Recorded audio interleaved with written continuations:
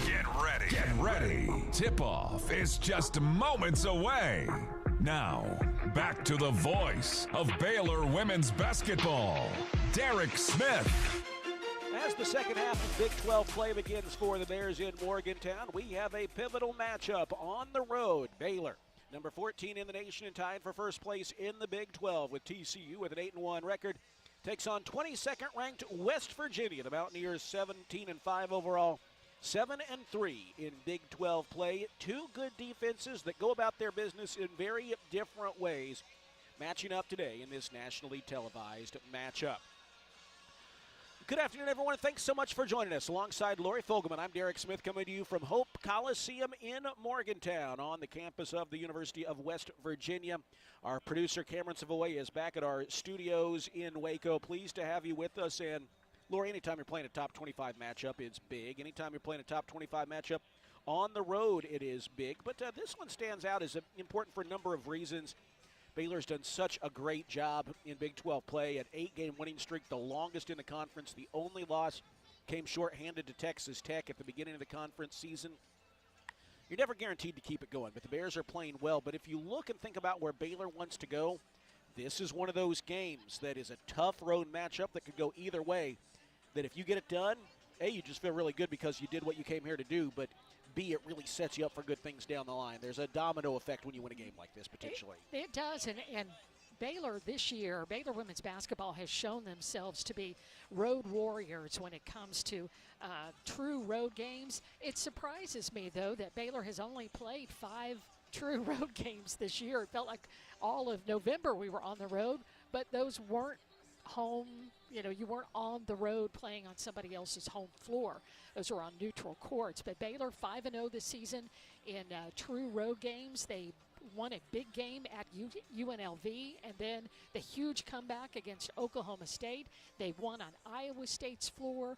Then they won a pivotal road swing couple of games against Utah and BYU. And so Baylor's in that same position now, trying to extend that road win streak in true road games. And West Virginia will be a tough matchup. It always matters when Baylor and West Virginia are playing, whether it's here at Hope Coliseum in Morgantown or whether it's at Foster Pavilion in Waco, Texas. Lord, defense is the calling card for both of these teams. We've talked a lot about what Baylor has done, but let's talk about it again. Baylor leads the nation in three-point percentage defense, allowing teams to shoot just under 23% from beyond the arc. Doesn't get any easier inside. Baylor leads the Big 12 and is third in the nation in block shots per game. Top 10 in overall field goal percentage defense.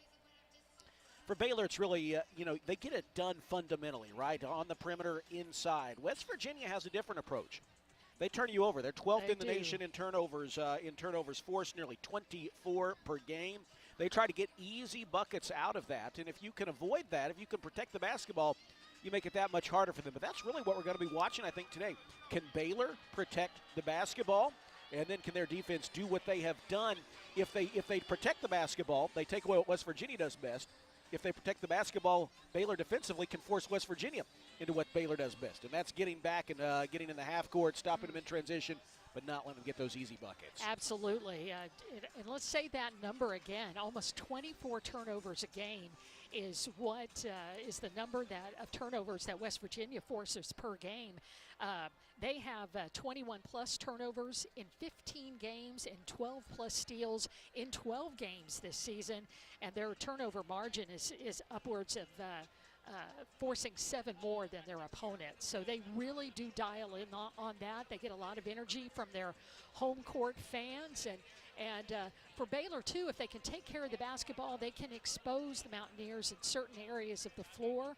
Also, they're able to get out in transition because of the if West Virginia's defense sells out some with that double team, you get a chance to move the basketball, and some good things can happen for Baylor today, and you certainly hope that's the case.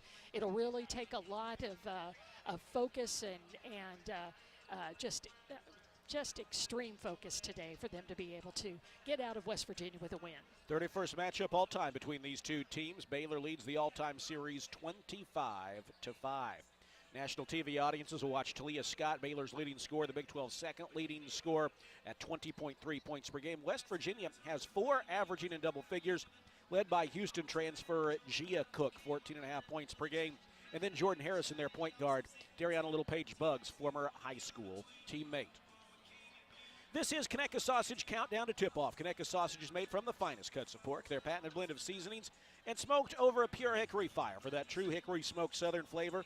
Conecuh Sausage is always great on the grill and perfect for tailgating. Pick up a pack and enjoy in your family's favorite recipes at any meal of the day. Conecuh Sausage, a game day tradition, and the official smoked sausage of the Baylor Bears.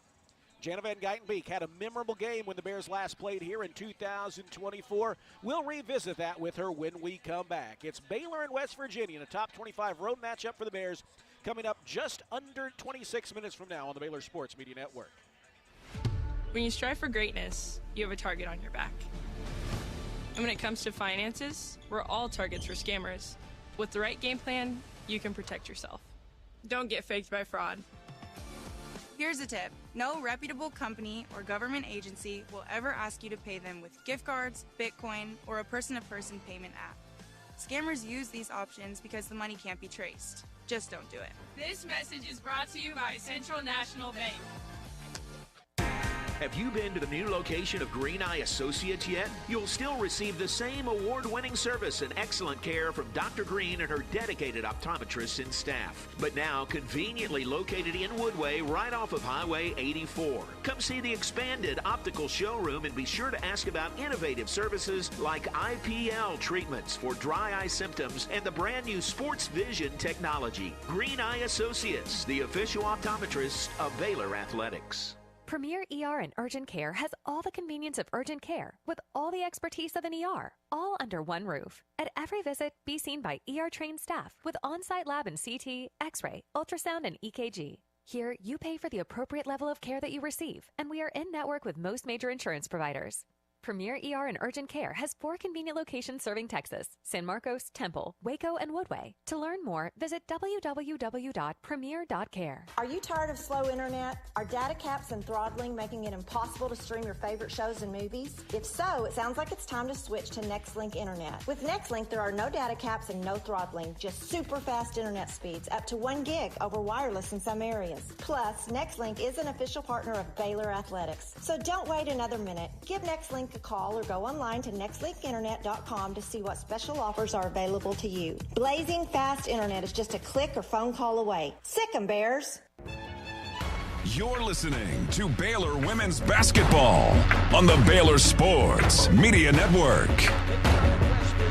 Warming up on the court right now here at Hope Coliseum, nationally televised game. Glad to have you with us on the radio broadcast today here on the Baylor Sports Media Network. Baylor number 14 in the nation, tied for first in the Big 12 Conference. West Virginia 2 games behind the Bears, game and a half behind the Bears, 22nd nationally in the rankings.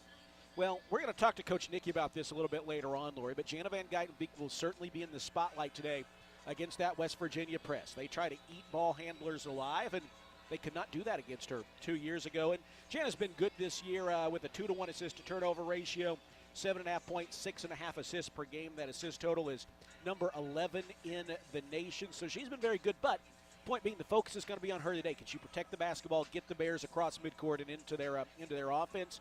Boy, this is really where I think things got going for her last year, Lori. This same road trip we're on today, West Virginia, then Cincinnati, and we're going to hear your conversation with her about that in just a minute, but a very memorable moment. It was just stunning. I mean, Baylor was on had to make a play on, less than 10 seconds left, and West Virginia with the basketball to inbound the ball, but they decided to throw long to J.J. Quinterly and towards Baylor's basket. And the funny thing is, you and I were totally screened from the play. We couldn't see a thing. But Jada Walker and J.J. Quinterly went after the ball. We thought it went out of bounds, but it was Jada who corralled that loose ball. And the next thing we know, we saw her running towards the basket.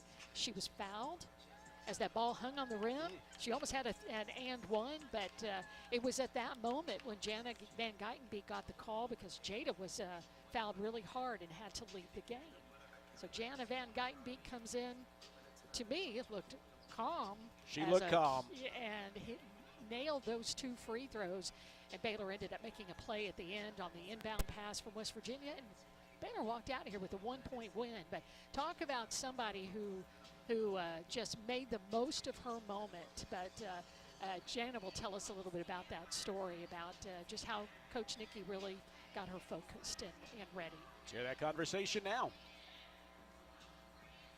So that was an incredible memory. It's also one of my favorite memories with Coach Nikki because when she subbed me in, she just, like they were replaying it or something for about a minute, and she just hugged me and she was like, pretend you're at the playground, and just gave me so much confidence. And I was like, oh my gosh, I can do this. Like, I'm going to do it. And then I'm happy that Jada made that incredible play, and then I could help her finish it. And there was so much love that day after the game, all this stuff, and it was really an opportunity to get ice cream afterwards. Yes. Always good when we get ice cream. But we're doing the same trip this time, back in West Virginia, and then head over to Cincinnati.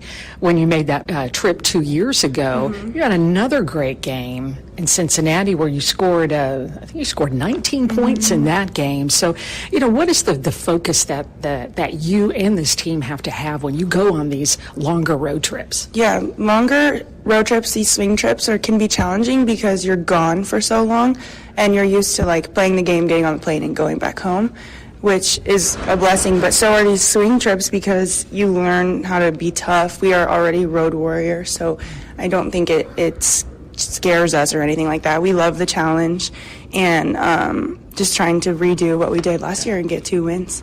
Well, you've won 8 games in a row so far, and I think this, led by Coach Nikki and this staff, they do such a good job of keeping this team focused on what is next. I mean, it's like right now it's just West Virginia, and you don't think about anything else. No, I don't even think about the next game when we're about to play somebody, and they're really good about that. We're focused. We put all of our attention and heart and soul into the next game, and then the next day it's again with somebody else. And so it's perfect, and I like operating like that because staying present is super important, and Nikki and the whole staff are really good at that for us. They're also fun too. Yes. I saw on social media that Coach Nikki gave you all a special gift, and they almost look like green bear shoes. Yeah. Can you tell us about those? So Coach Nikki had made a deal with us in the beginning of the season, and so we held up our end, so she held up hers, and she got us those shoes, and we were so excited. We've been looking forward to it since she said it. They're like fluffy, they look like bear claws. I'm gonna wear mine all the time. So she's just so cool, and for her to do that for us just as a little spark mid-season is really nice, and to just who Nikki is. Spring in Waco means one thing: Baylor baseball on Magnolia Field at Baylor Ballpark. From big home runs to big-time moments, this season is packed with must-see action. Season tickets are on sale now, giving you the best seats, the best value, and every unforgettable play all spring long. Don't just hear the crowd, be a part of it. Get your Baylor baseball season tickets today at BaylorBears.com/tickets.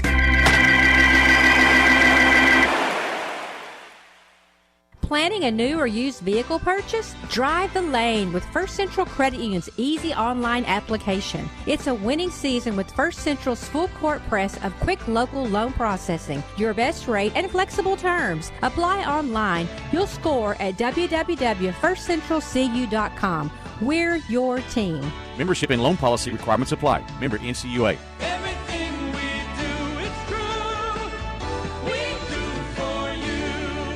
We don't just build trucks.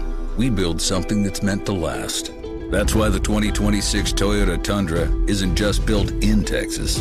It's built by Texas, which means the Tundra is built to tough it out and to take it easy.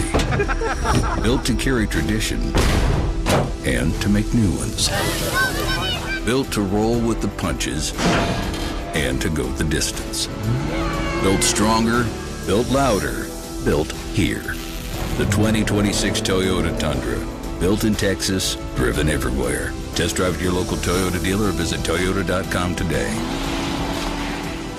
Right now, qualified buyers get 2.99% APR financing for 72 months, plus $1,000 subvention cash on a new 2026 Tundra. Toyota, let's go places. Feature availability differs based on trim. See Toyota.com for offer details. Offer available in select states and ends 2/2/26. You're listening to Baylor Women's Basketball on the Baylor Sports Media Network. Today's top 25 nationally televised matchup. 14th ranked Baylor, 22nd ranked West Virginia. Talia Scott, the Big 12 second leading scorer. West Virginia with a balanced attack with 4 in double figures. Baylor, the conference's best winning streak at the moment at 8 games, trying to make it 9 today. This is Conecuh Sausage Countdown to tip-off. Conecuh Sausage is made from the finest cuts of pork, from their patented blend of seasonings, and then smoked over a pure hickory fire. For that truly hickory smoked southern flavor, Conecuh Sausage is always great on the grill and perfect for tailgating. Pick up a pack and enjoy your family's favorite recipes at any meal of the day. Conecuh Sausage, a game day tradition and the official smoked sausage of the Baylor Bears. We have tip-off just about 15 minutes away. We'll have the starting lineups for you coming up about 12 minutes from now, but when we return, we'll hear from Bears head coach Nikki Collin and get her thoughts on the impact of both teams' defenses on these games, where she would like to see it, Jana Van Geitenbeek approach things both mentally and just in terms of awareness when she is on the floor, and how Baylor can find a way to get it done in this one. That is straight ahead with Bears head coach Nikki Collin as we get you ready for Baylor and West Virginia here on the Baylor Sports Media Network.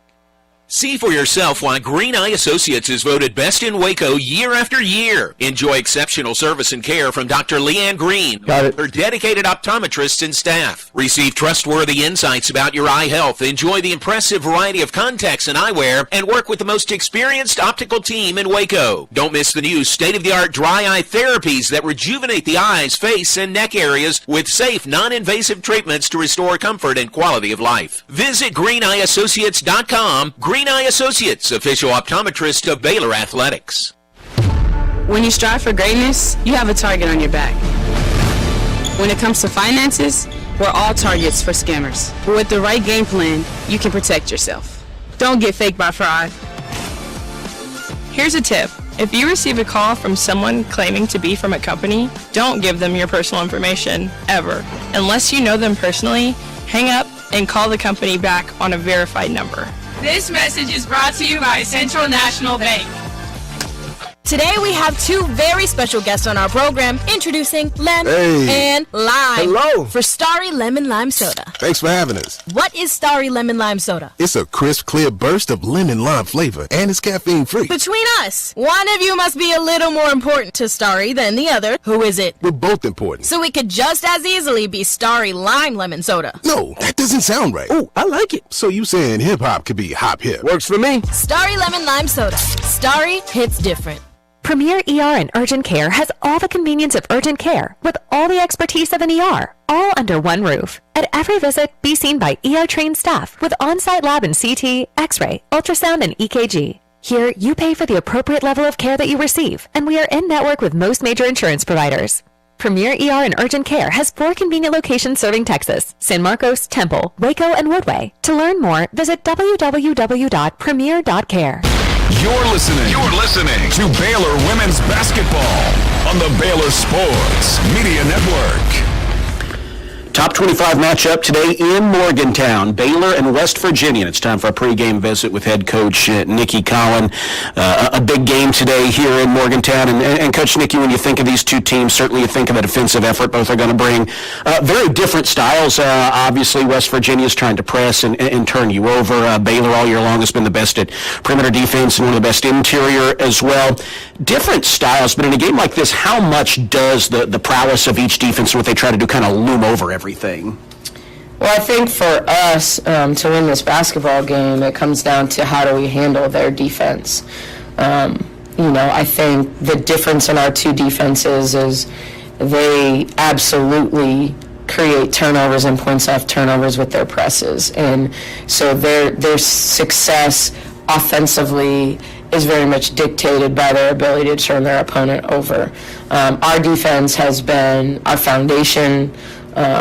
We're not easy to score on, but except in a few games, like it's not been because we're out turning people over. It's because we're making shots tough at the rim, because we're making them take contested pull-ups and things like that. And so,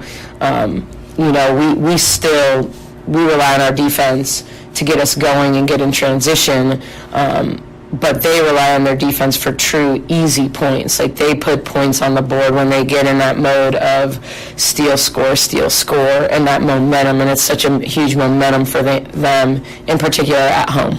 Maybe this is an obvious question, but you protect the basketball, you get across midcourt, you set up in your offense, you get points in transition.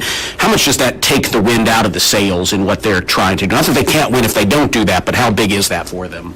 Yeah, I think the more you make them work, the better shots you're going to get, and certainly is frustrating for them. I tend to watch sometimes like film, and I see Mark on the sideline, and I feel like he never thinks they're going to get scored on because he's frustrated, visibly frustrated every time teams score. And I think what they do is really hard to play against, and he does such a good job regardless of who's on his roster. I mean, you think they're going to take a step back with Quinterly being in the WNBA, and yet here they are, in really the same position, and in all the big games had a chance to beat TCU here, and so a really, really tough opponent, and really just a tough system to play against. Visiting with Coach Nikki, it is Baylor in West Virginia today. Jana, the point guard's going to be in the spotlight a little bit. She had success here 2 years ago, which stands out because it was fun to remember that. But thinking about today, what do you want her to really be thinking, taking away when she's out there on the floor? Yeah, really poised. She's got to be poised. So often their pressure makes you turn it over, not because they're trapping you and they put two on the ball, but you fear that they might. And so having the confidence to dribble when she needs to dribble and pass when she needs to pass, and understanding that if we get in a tight situation, the best option is to step out of bounds. The best option is to take a 5-second call or a 10-second backcourt violation instead of just like heaving the ball or trying to get rid of it at the last second, because that's what they want you to do. They want you to play uncomfortably and get in passing lanes, and then that leads to points. If we have good turnovers, which we are going to have, we've turned the ball over against them all 3 times we've played against them since Mark's been here, but we've had mainly good turnovers where we're allowed to set our D, dead ball turnovers where, we have a chance to get stops. And so for Jana, it's the poise. It's the poise to know when to give it up, when to get it back, when to just dribble it down the floor. How aggressive are they being? Are they trapping? Are they not trapping? And it's a lot, but I think, I sent her clips from when we played here 2 years ago, because I thought she did, outside of coming in and making the 2 free throws to win the game when Jada got the steal, she had played well all game long. She'd made shots. She'd done a good job, as our secondary ball handler. So she moves into a little bit more of a primary role, but certainly she had success here. And finally, Coach Nick, it's always nice to hit 3-pointers, but when West Virginia sets up defensively, what can knocking down threes force their hand out on the defensive end? Yeah, typically it makes them get out of their zone and go man, and they've done that more this year. They've always been a make-miss team. They score, they're going to press, they're going to be back in their 2-3 matchup. They miss, they're going to play man. Baseline out of bounds, they're going to be man. But they've gone more, I think they trust their man a little bit more this year, or maybe they just trust it a little more than their zone, because it's one of them games on the road and otherwise. And so, when you do a good job of moving the ball and finding the open person and cutting up their zone or hitting threes, then you're going to see man. And good and bad, I think typically our teams are more comfortable against man. So we want to do a good job against both, but we certainly want to put them in position where they don't feel like they can play us zone, because we're doing a good job manipulating the people and the spots and the weak spots in their zone. All right, thanks very much.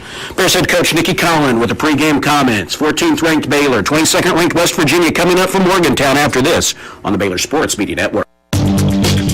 Hellberg Barbecue is a family-owned business started here in Waco, Texas, and proud to serve the local area. They love to cater all kinds of events, big and small. Serving Baylor and its families is one of their favorite things, and they even ship barbecue nationwide.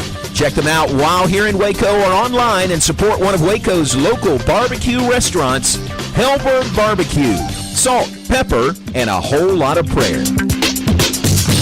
Hi, I'm Jim Turner at Jim Turner Chevrolet in McGregor. As we celebrate our 10th year anniversary, I want to say thank you to all of our customers. Our dealership is more than a business to me. That's why when you come see us for a reliable new Chevy or award-winning service, we treat you like family. Come see our new collision center, now open to serve you even better for many years to come. Enjoy the game, then come see us at Jim Turner Chevrolet in McGregor.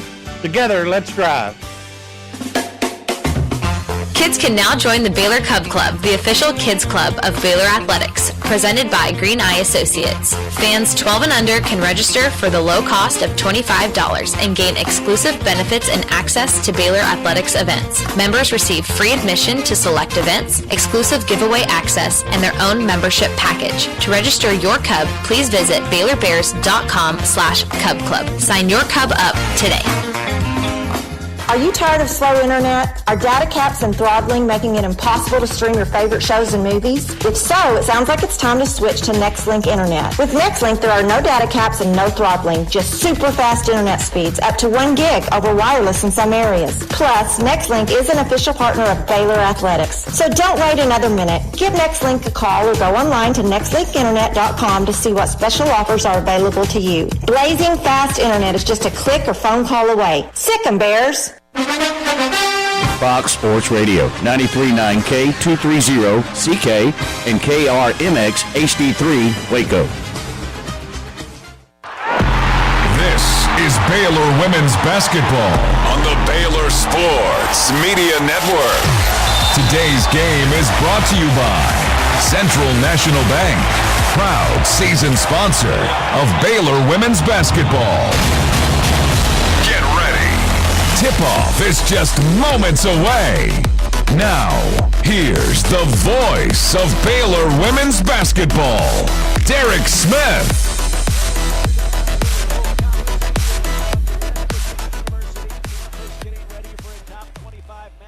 Baylor and West Virginia. They will soon announce the starting lineups here, and we will do the same. But, Lori, this is a game that has become a big one in recent years as Baylor and West Virginia played some good ball games. A 10-point Baylor win in Waco. Last year, Baylor won a hard-fought season sweep 2 years ago. West Virginia had the sweep 3 years ago, which we don't really want to think about that too much. But point being, this has been a really good matchup between two good teams. And for Baylor, right now, long way to go. But you do, as you get into February, start thinking about March a little bit. Those of us who are on the sidelines can do that. And you recognize that today is a game that if you win, it sets you up a whole lot better for the home stretch than if you lose it. It does. This is all about controlling your own destiny right now, and it's so much more comfortable than ending up in February, late February, having to scoreboard watch. You want to continue to just maintain your position at the top, but it's all just one game at a time. Now, Lori, take note here. You and I can see just a few feet to where it's about to happen. Is the gun about to go off? It's after the video. It's after the video. Okay, the Mountaineer mascot has just tamped down the rifle and is going to shoot.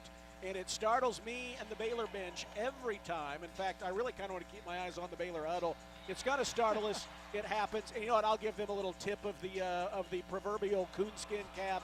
It's a fun little tradition they have here, and their fans have responded. The lower bowl here, if you could picture Hope Coliseum, the lower bowl hill is basically entirely filled. It is. They really do a great job here in Morgantown of supporting women's basketball, and they want to see their team go up against the Baylor Bears because this is a top 25 matchup, and there's a lot riding on this game, and we are just keeping our eyeballs on the Mountaineer. Or is it a Mountainess? I'm not sure. I don't know. I bet we're all Mountaineers if you're from West Virginia, right? You and I are not. We are Baylor Bears, but I'm talking more broadly. Up here we go. I think, get ready. The Baylor bench. Are they ready? There we go. Oh, yeah. We were kind of ready for it. Oh, Michael Mata got scared. Michael Mata, I think, got startled again. Our director of operations got startled. It happens. All right. I saw a little bit of a reaction from Inez Gorianova. That may have gotten her as well. Yeah. Well, let's focus on the task at hand here now, shall we? I have veered us hopelessly off course. But as the Mountaineers starting lineup gets ready to be introduced, let's give you the starting lineups right now. When it comes to sports medicine and orthopedics, Baylor's Scott and White Southwest Sports Medicine and Orthopedics brings the home team advantage to Central Texas. First for Baylor's opponents, the Mountaineers of West Virginia. They are 17-5 overall, 7-3 in Big 12 play. Number 22 on the nation in blue uniforms with gold letters and gold numerals and gold trimmed letters. The lineup is put together by their fourth-year head coach, Mark Kellogg. Looks like this. The forwards are Carter McCray and Kiera Wheeler. Wheeler averages 13.5 points and leads the team with 7 rebounds per game. McCray brings some height in the post, an Ohio native, a transfer from Wisconsin. And then the guards, Jordan Harrison, Sydney Shaw, and Gia Cook. They combine to average 41 points per game to go along with almost 10 assists. Jordan Harrison was Dariana Little Page's Bugs' high school teammate. She is a senior point guard, 12.5 points, 3 rebounds, 5 assists per game. Sydney Shaw, an Auburn transfer, a senior, 11.5 points per game. And then Gia Cook, who was Houston's leading scorer last year, now leads West Virginia at 14.5 points per game. So for the Mountaineers, it is Harrison, Cook, Shaw, McCray, and Wheeler. For the Bears, same lineup we've been used to seeing. The forwards, Kirsten Johnson, Dariana Littlepage, Bugs, and Bella Fauntleroy. The senior trio has been strong for the Bears. Dariana Littlepage, Bugs, one of only 6 players in Power 4, averaging a double-double, 11 points, 11 rebounds per game. Bella Fauntleroy just a few ticks under 10 points per contest. And then there is Kirsten Johnson, who is second in the Big 12 and top 20 in the nation in blocks at 2 per game. And then the guards, Talia Scott, 20 points per game, 3 assists, and Jana Van Geitenbeek, 7.5 points, 6.5 rebounds, 6.5 assists per game. They are wearing white uniforms with green letters and numerals, gold trim. Our starting lineups brought to you by Baylor, Scott and White Southwest Sports Medicine and Orthopedics. From injury prevention to enhanced recovery, team up with us to get back in the game. It'll be McCray and Kirsten Johnson to meet at mid-court. The ball will be served in the air, and we will get this thing started here. A top 25 matchup in Morgantown. The tip is controlled by Jana Van Geitenbeek, and we are underway. Baylor will begin on offense with the first possession. It is Fauntleroy faking a pass to Bugs, who slips left of the lane. Now zings it back outside to Jana Van Geitenbeek. Van Geitenbeek with a crossover dribble, looking for some room to operate. Finds Kirsten Johnson open for 3, but it's too strong off the back rim, and Wheeler collects the rebound. So now West Virginia will get their first look at things offensively. It is McCray bouncing the left elbow near the edge of the key, and a offensive foul is called on Carter McCray, who banged into the defensive player trying to get around the screen for the Bears, and that's a turnover for West Virginia. Yeah, Janet Van Geitenbeek just made her presence known. They're trying to get over that screen, took the contact, and Baylor with the basketball back. Long outlet ahead from Van Geitenbeek to Bella Fauntleroy. She sends it back between the circles to Talia Scott. Now Bugs found with a pass at the elbow and knocks down a free throw line jumper to get the scoring started. Bugs is incredibly comfortable right now, getting that ball in the middle of the zone in the paint and pulling that pull-up jumper and getting the first shot for Baylor to go down.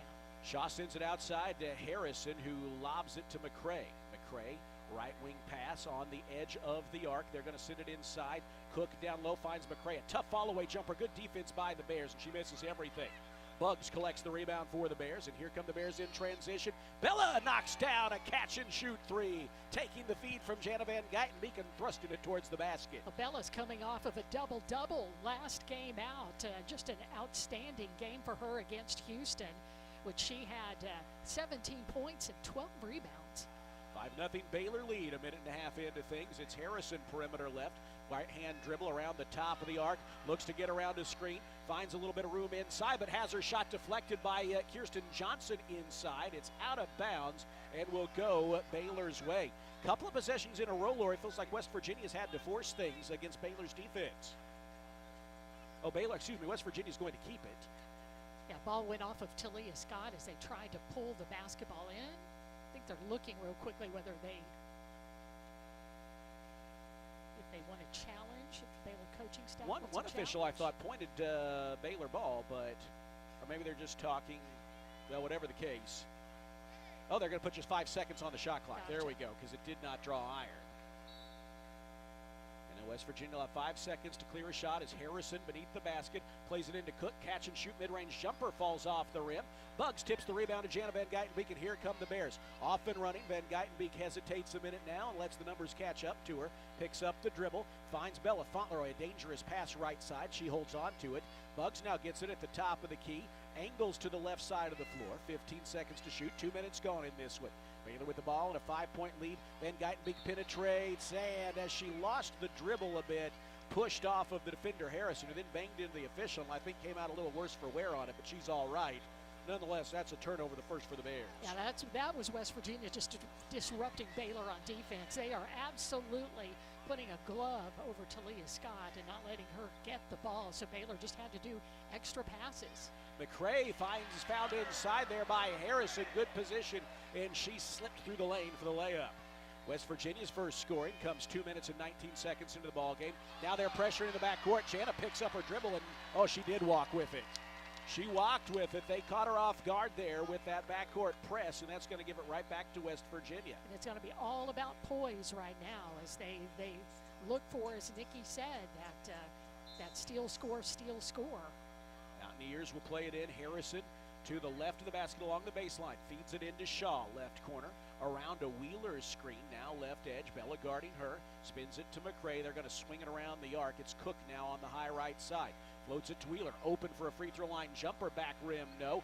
Rebound was momentarily Jana Van Geitenbeek's, but she lost it to Harrison, who sends it out to Shaw. Her three is no good. And then Kirsten Johnson, KJ there to clean things up, grabbing the rebound and then drawing a foul to boot. Boy, that was great to see KJ go up strong and really corral the basketball, get her hands around it, and pull it down. And because she was so strong with that rebound, she ends up getting a foul called on her opponent. Jordan Thomas, a big sophomore forward, in now for West Virginia. Baylor feeds it ahead. That foul, by the way, was on Carter McRae, her second and the team's second, bringing Thomas in off the bench. Baylor with the ball and a 5-2 lead 3 minutes in. Talia Scott fires a pass top of the key to Kirsten Johnson. She's open and she banks in the jumper. It counts. Yeah.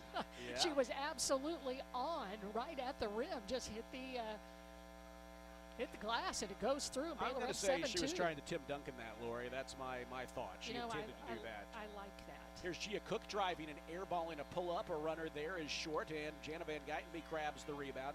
Jana so far with an assist and 2 boards. She's got it between the circles, right side of the floor. Feeds it to Bugs, further out left side to Bella. 1 to 3, thought better of it. Finds KJ. She's got to let another jumper fly from the top of the key. Misses it. Chases down her own offensive rebound, then loses it out of bounds as she banged into Jordan Thomas. Well, you can tell this, Lori. They're content to let KJ shoot.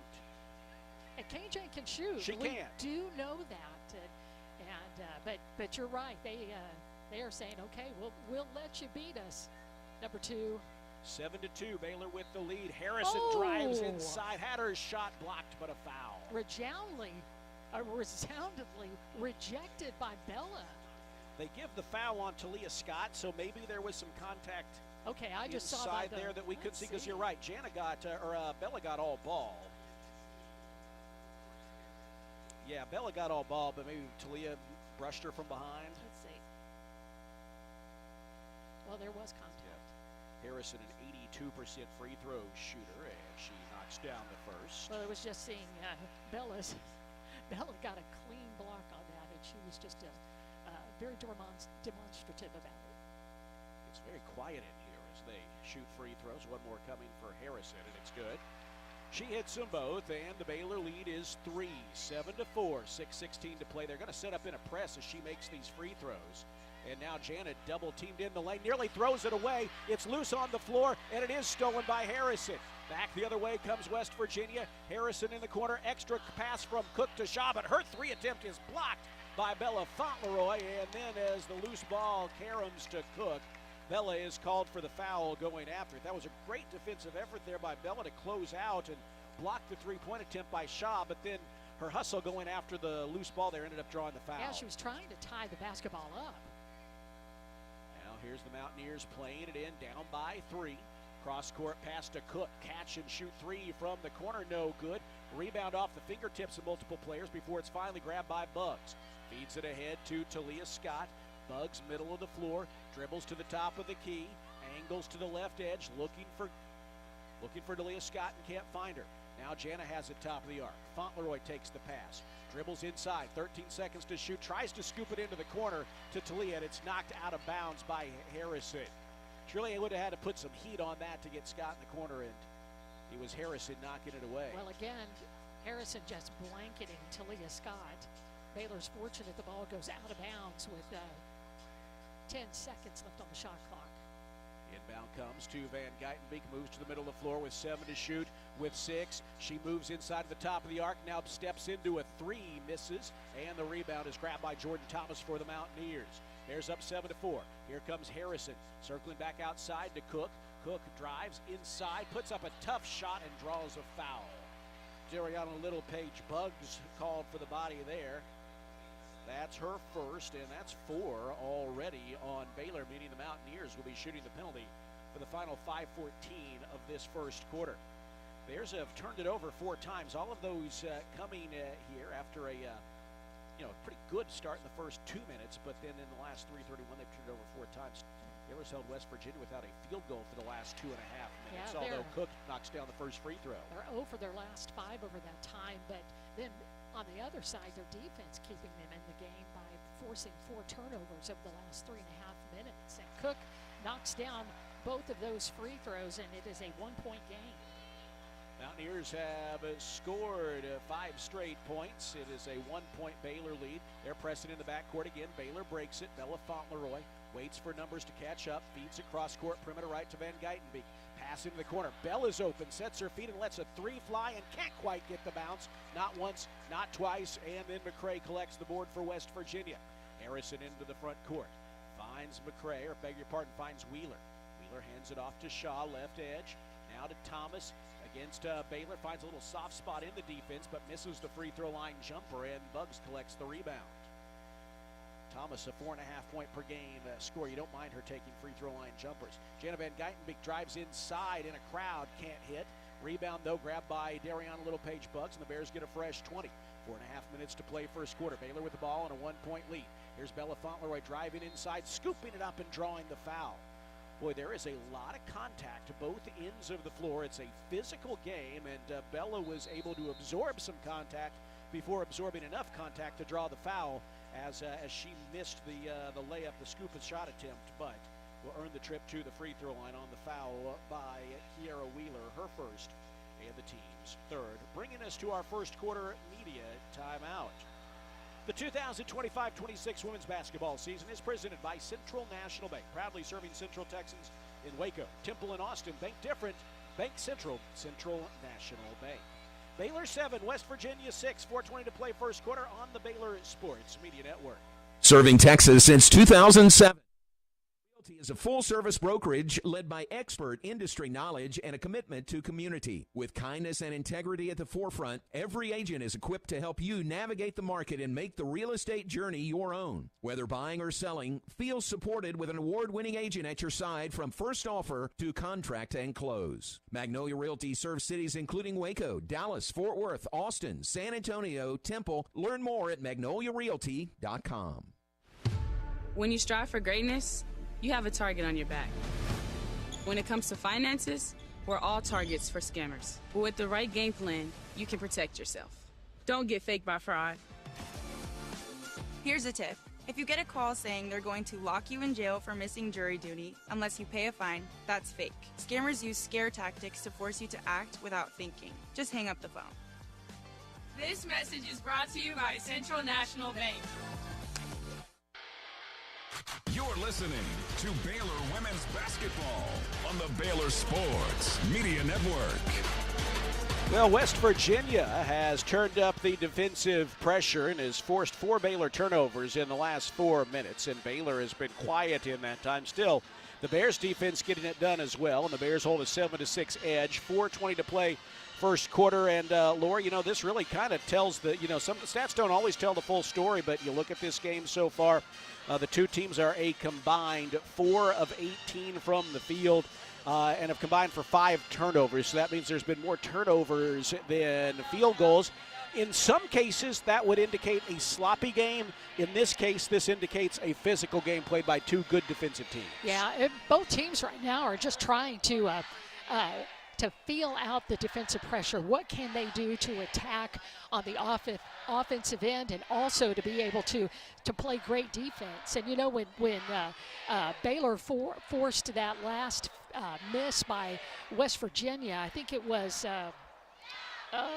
not sure who took that shot, Jordan Thomas, I think, and Bugs got the rebound on that. That was Baylor running the defense to the tee. They knew exactly what was going to happen. Make sure that you move back towards the basket and you don't allow one of those passes inside. You could be content with that free throw line jumper.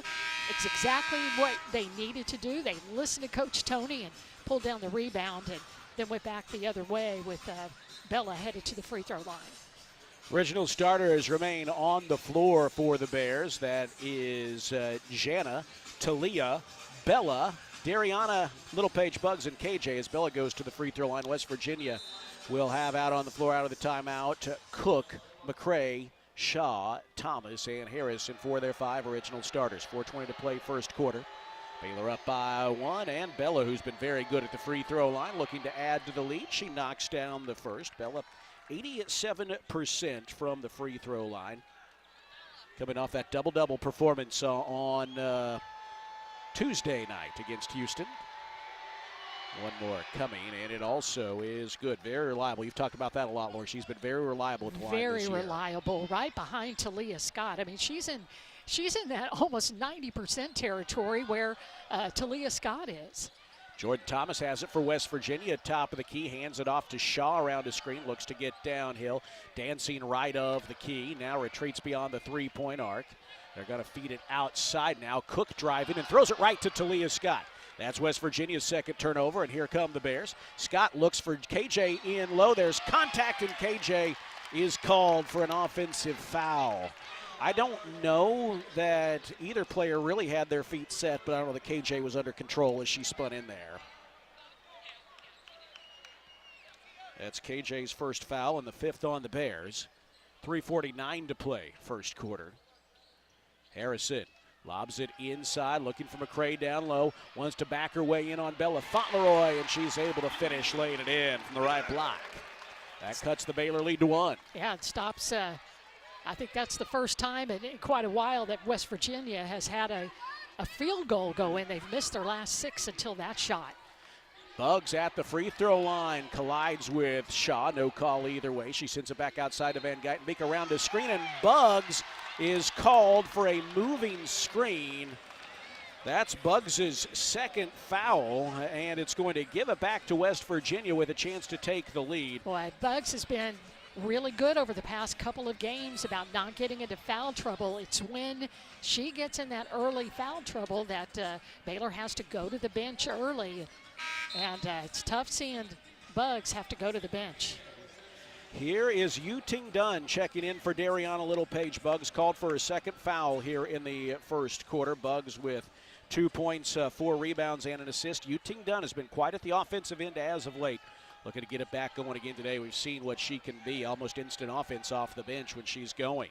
West Virginia with the ball down 1. Just over 3 minutes to play first quarter. Here is Harrison swinging it to McCray. Just inside the arc right side. Wants to back her way in on Dunn. Now Bella Fauntleroy, but she grabs it. 2.5 minutes to play first quarter. Baylor with 0.5 minutes to play first quarter. Baylor with the ball up by 1. This possession struggling to get going. KJ at the free throw line. Tries a turnaround jumper and misses. And Harrison collects the rebound.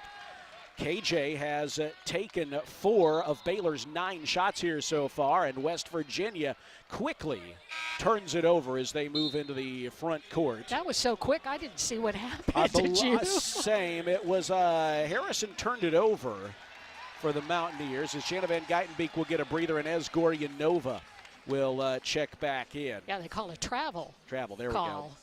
But again, didn't see it. Here is KJ taking the feed inside and giving it off to Goryanova. This will be Goryanova's biggest test yet, the redshirt freshman. Whoa. Dribbles it off Shaw's foot, and that caroms about 10 or 12 rows deep Haven't into seen the that stands. before. That is a new one. Somebody must have played soccer in their previous athletic career. That is a kicked ball, if ever there was one. And Baylor's going to play it in.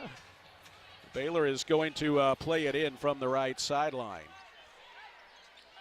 Here you go, Lori. Here's the replay. Here's a three way off the mark by Bella Fauntleroy. That was a kicked ball.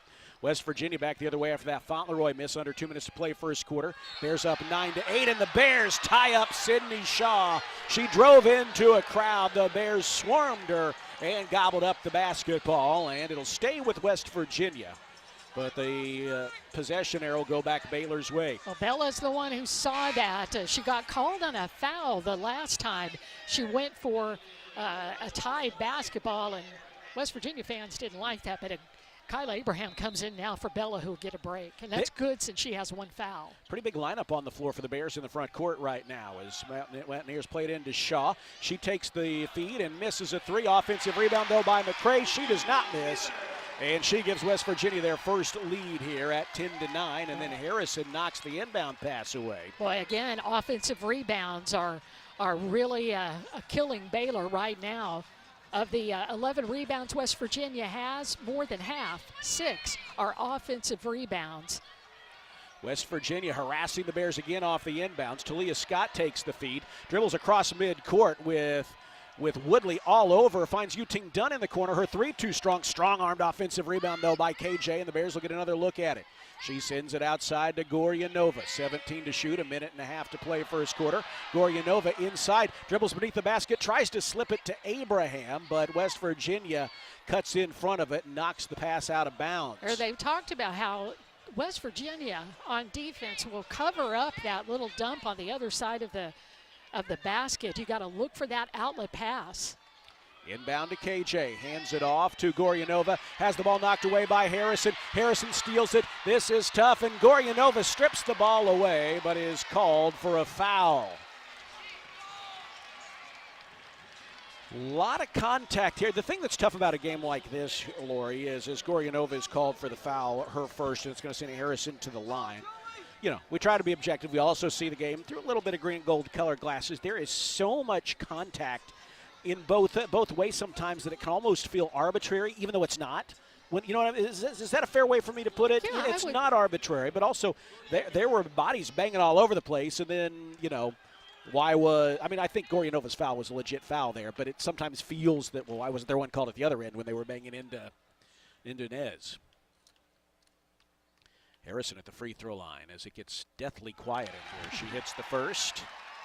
West Virginia's up by 2, 11-9. This is going to be a real test for Inez Goryanova here today. Goryanova, who has played over 9 minutes in each of her last 2 games, just 5 games into her Baylor career going up against this West Virginia defense as Harrison hits them both. Yeah, and if you just look away for half a second, especially with Jordan Harrison, who's looking to dig the ball, she's going to go after that. And then Goryanova throws it away right to Cook, who's fouled and hits the runner, a chance at a three-point play.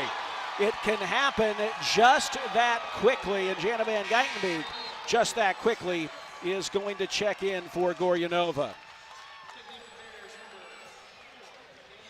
That layup by Cook has given West Virginia a 5-point lead. They've scored 8 straight points. The foul on Goryanova, her second. And now Cook will look to complete the three-point play. 76% free throw shooter, and she hits. West Virginia strong from the line here in the first quarter, 7 of 7, and they have opened up a 6-point lead.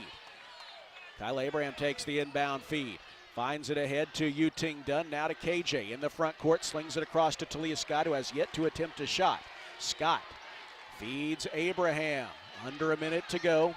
Abraham dribbles to the top of the key, looks for Jana Van Geitenbeek behind the screen. Jana misses the three, and then Abraham is called for the moving screen to boot. Abraham's first. And that gives it back to the Mountaineers, who have scored 9 straight points. The Bears have gone 3.5 scoreless minutes. Baylor was up 7-2 in this one, but since then has been outscored 13-6. And that's the last time that they have scored from the field, was at the 7-point mark. Here's a running shot inside by McCray. Good defense there by KJ. She misses, and the Bears collect the rebound. Half a minute to go first quarter. Talia Scott around the screen, steps into a jumper, it rattles out. Rebound tipped around to Dunn. Dunn puts it awkwardly on the floor and is called for a travel. You could see that didn't look quite right as she kind of carried it a bit and made a step before the dribble transpired. And Baylor was able to get an offensive rebound out of that miss and a chance to attack again. Instead, they're 0 for 8, 6 turnovers in the last 4 minutes. And West Virginia will play with a 15-9 lead. They have a 9-0 run over the last 3+ minutes. Shot clock is dark. West Virginia can play for the first quarter's last shot. We're down to 14 seconds to go. Gia Cook has it right of the circle midcourt. Now slowly tiptoes up the right side. Jana applying some tough defense to her. We're down to 5 seconds to go, but Gia Cook sees a lane, slips inside, misses the runner. Abraham collects the rebound, and that's the way the first quarter draws to an end. She got a good look, but could not quite finish. And the first quarter really thankfully over here in Morgantown as the Bears got off to a strong start, but West Virginia finishes it by scoring the last 9 points. Thanks to all of you watching on the Nextlink Courtside Cam. Nextlink, reliable high-speed internet for your home or business. We're also brought to you by Pepsi. Bears fans, this basketball season, make Pepsi your go-to game day drink. Because it's the only drink for basketball watching. Pepsi, that's what I like. Proud partner of Baylor Athletics. West Virginia with a 6-point lead at the end of one, 15-9 on the Baylor Sports Media Network.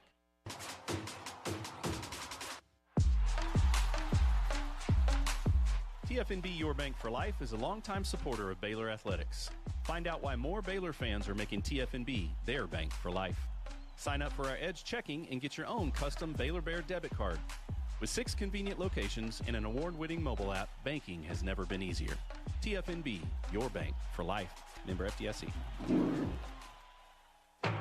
It's the wrap-up year sales event at Allen Samuels in Waco. Get the 2025 Ram 1500 Lone Star with 0% for 72 months or 3.9% for 72 months, plus 10% below MSRP and $2,000 in Black Friday select inventory cash. Check out the huge selection of 2026 Ram 2500s, now with $4,000 combined bonus cash allowance, backed by a 10-year, 100,000-mile powertrain warranty. Hurry, these year-end savings won't last long at Allen Samuels. Come by, let's be friends. You're listening to Baylor Women's Basketball on the Baylor Sports Media Network. Well, West Virginia with a strong close to the first quarter enters the second up by a 15-9 score.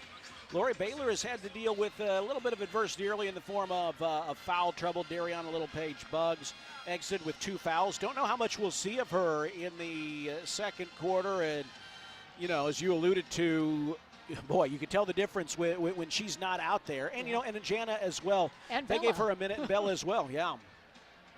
Looking for I mean, obviously it's not a shot. There's nothing particularly profound about saying you want your starters out there. But I think we've seen at times over the year, the bench has become better. They've narrowed the gap between themselves and the starters.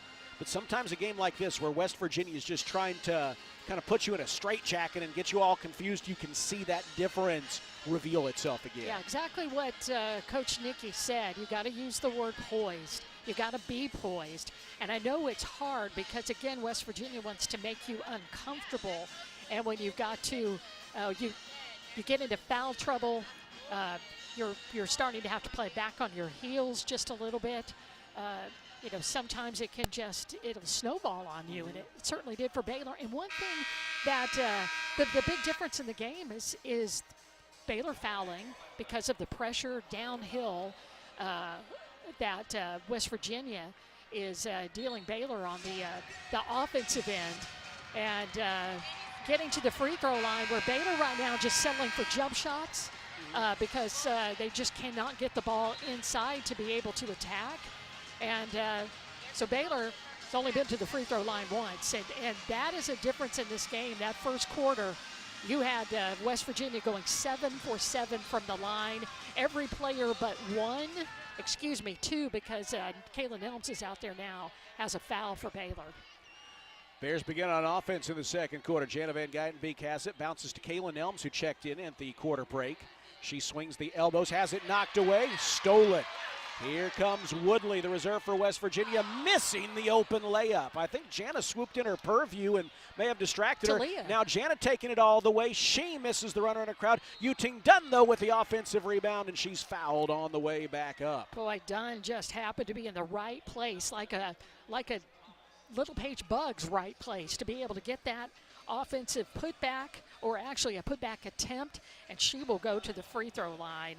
And with the big difference in free throws between West Virginia and Baylor, you got to take everything you can get if you're Baylor.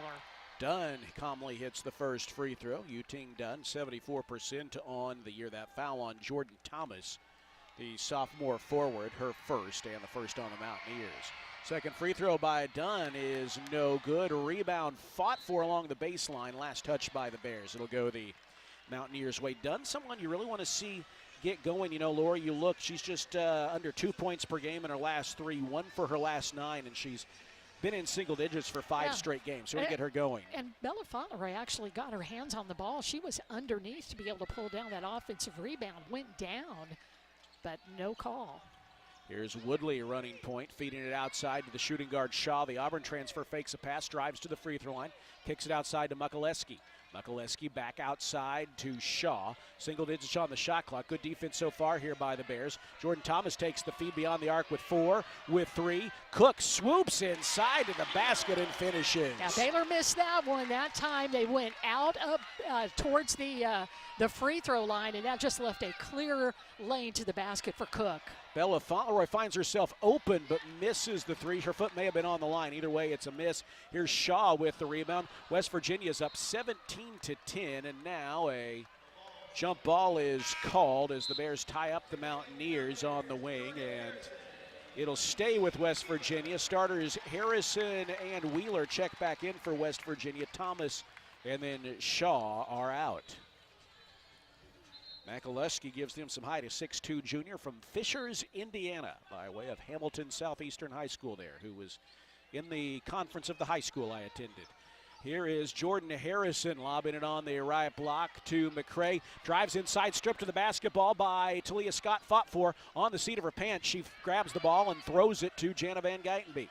Baylor with the ball down by 7, a minute and a half into the second quarter. Here's a lob down low to Kaylin Nelms. It's out of bounds and will stay with the Bears. She and Mukoleski were battling, and Jana will play it in.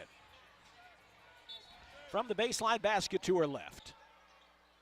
Looking.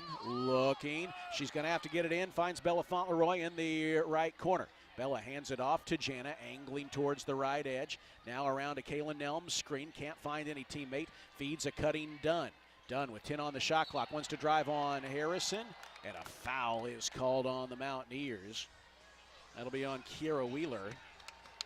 Wheeler's second and the team's second. And that'll... Oh, wait, what? What am I missing? It's on Bella Fauntleroy. I beg your pardon. That's an offensive foul on Bella Fauntleroy. And that is Bella's second, which is not what you want to see. Now Bell and Bugs each have 2 as West Virginia scores. Woodley slips inside and finishes. Beg your pardon. Jordan Harrison with the layup. West Virginia's opened up a game-high 9-point lead as Talia Scott across midcourt to the right edge. Scott nearly loses the basketball, does lose the basketball, trying to dribble in too tight a space. Here is Cook, wants to take it all the way, gets past Nelms and misses the layup attempt. Fight for the rebound, and a loose ball foul is called on West Virginia. Goodness, somebody got splattered. Bella Fauntleroy. Got knocked down hard, so Cook missed the layup. Markayla Johnson is checking in for Bella with her 2 fouls. Oh, they called a 3rd foul on Bella. Coach Nikki is upset. What am I missing here, Lori? They just called it 2 quick fouls on her, and she's got 3. That is Bella's 3rd and the team's 2nd. No? I think they got it wrong on the screen. There you go. So we'll get that right in a second. That was not a 3rd foul on Bella.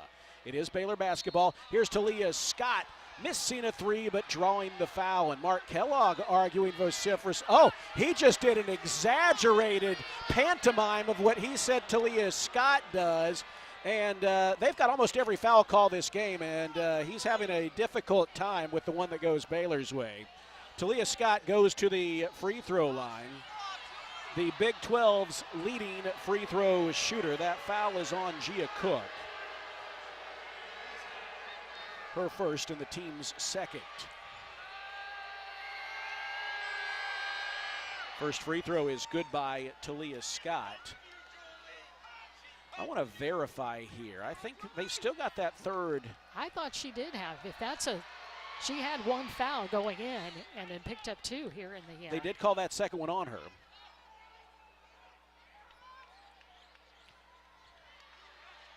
So sorry for the confusion there, but yeah, Bella does have 3 fouls. So her first half is done as Talia hits all 3 free throws. Boy, Baylor needs that because the scoring, they have not scored since it was 7-2, and that was back in the just 3 minutes into the ball game. Baylor's just scored from the free throw line since then. Makaleski bricks a 3-pointer from the right edge. Jana Van Geitenbeek collects the rebound. She's got 5 boards here in the first half. 3 minutes gone, second quarter. Talia Scott knocks down a 3 off the dribble. Well, maybe that is getting Talia Scott going. That stroke from the free throw line gets Baylor within 3. Now 5 as Harrison, who showed a nice ability to get to the basket, does so and lays it in. They're going to press the Bears in the backcourt. Van Geitenbeek plays it into Talia Scott. She's going to bring it up the floor herself on Cook, staying with her across midcourt with time to spare. Talia Scott to the right edge, has the ball taken away from her. It is stolen by Woodley ahead of the crowd. Jana nearly forces the miss, distracted her, but she still finishes for the layup, and the West Virginia lead is 7 once again at 23-16. West Virginia's just digging the basketball, and right now, you cannot dribble into that double team. It's too easy to pull the basketball away. Gia Cook called for a foul as the Bears are about to inbounds. That is Cook's second and the team's third. Bears play it into Nelms. Nelms feeds the ball to Jana in a tough position, a double team. Ball tipped, but Nelms collects it. Now she's got the guard Harrison coming up after her, nearly throws it away. Bears are able to break it. Markayla Johnson finds Yu-Ting Dunn for a good-looking 3 in the corner, and she hits. Yu-Ting Dunn with her first field goal. She's got 4 points, and that cuts the West Virginia lead to 4 at 23-19. 6 minutes to play, first half. Is it just me, Lori? This second quarter feels like it's been going on forever. It does. Here is Woodley off the bench, bouncing it to Riviere. Jordan Riviere, a native of France, off the bench for the Mountaineers, feeds it to Harrison, who airballs a 3 from the left edge. All right, more opportunities here over the last just a little bit more than a minute. And let's just take this one stretch. Baylor bookends a couple of threes from Talia Scott and Yu-Ting Dunn and has outscored West Virginia 6-4. Well, you can win games without Talia Scott scoring a lot of points, but you do need to get her involved, and it's nice to see some of that here in this second quarter. Nelms has it. She's going to unload a 3 and can't get it to fall. Left it short. Makaleski with the West Virginia rebound. Harrison weaves into the front court, bounces it to Shaw, thought about a 3, makes an extra pass inside. Woodley drives baseline, now pops a short jumper, misses. Nelms collects the rebound beneath the basket, and here come the Bears down 4, halfway through the second quarter. Markayla Johnson is ahead of the crowd, but she misses the layup. And here comes the Mountaineers. Harrison to Riviere. Riviere will look to hand it off to Woodley, instead spin it over to Harrison. 15 seconds on the shot clock. Harrison drives inside in a crowd, misses the tough runner.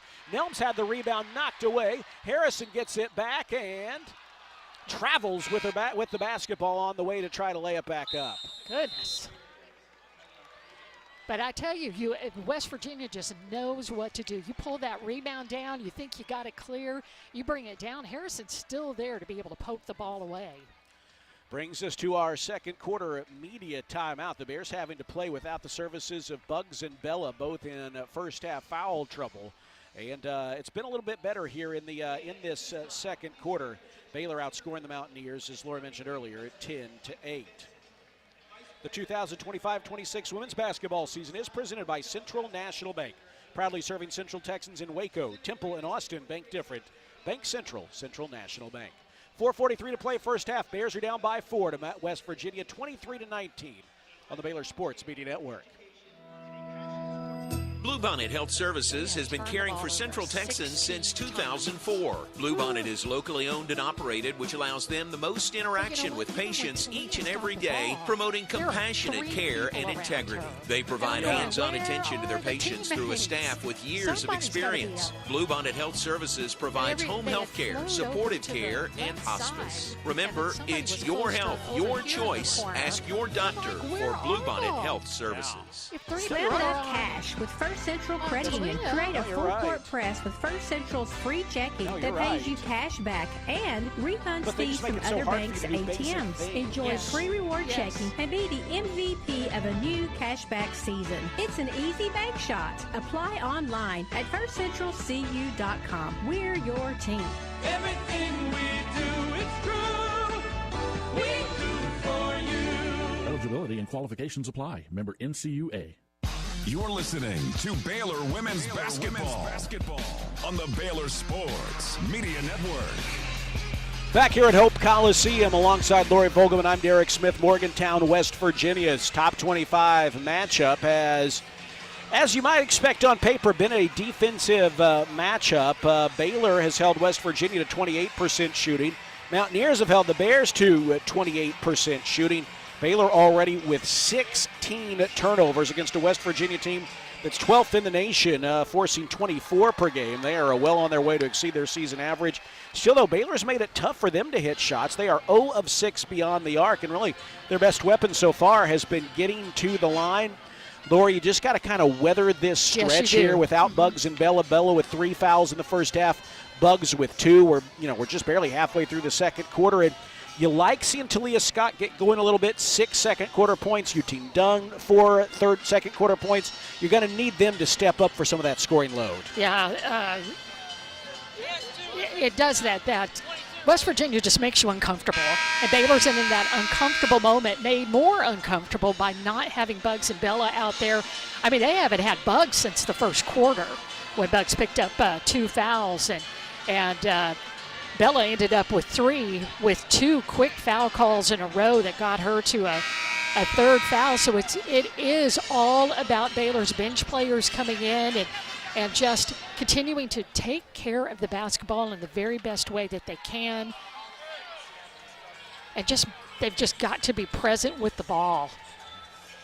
Yuting Dunn will play it in for the Bears. It's Van Geitenbeek, Johnson, Dunn, Abraham, and Scott on the floor for Baylor.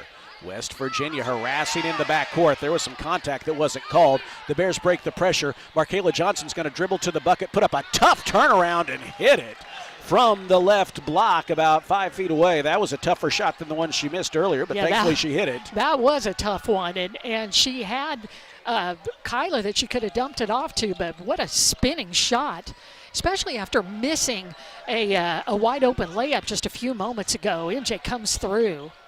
4:10 to play first half. Baylor on defense now. 9 seconds to shoot for West Virginia. The Mountaineers nearly turn it over, and they do. Logan Johnson had her pass tipped, and then they foul the Bears, who have the ball down by 2 with 4:02 to play. And Baylor actually now with an opportunity to tie or reclaim the lead after falling down by as many as 9 points. That was a steal by Yuting Dunn, and then the foul on Logan Johnson, her first and the team's 5th. So that's actually going to send the Bears to the free throw line. You know, Lori, for some reason this makes me feel good. So I'm gonna share this here as Dunn goes to the free throw line. Dunn 1 of 2 a moment ago. First free throw is good. Our friend Elliot Coffey is here, former Baylor linebacker. You know, a longtime co-host on the fan forum. It's good to see him and his wife Bryce, newly married here, by the way, as Dunn hits them both to tie the game. They're both here. And I sent him a text. He's here at the game with his wife watching, and he just made a comment. He goes, you know, young players are always going to show some jitters early in a big road game like this. He's been in these situations, but notice he said early. He didn't say the whole game. Yeah. So I like that. Here is Riviere with it for the Mountaineers. Tries a spinning move along the baseline and lost it out of bounds. You would take West Virginia trying to make that move 9 times out of 10 times out of 10. Glad to see another turnover. Baylor right now here in the past couple of minutes have really feasted off of turnovers by West Virginia. Dunn's 2 free throws just a moment ago tied this game at 23. So Baylor again just hanging in there.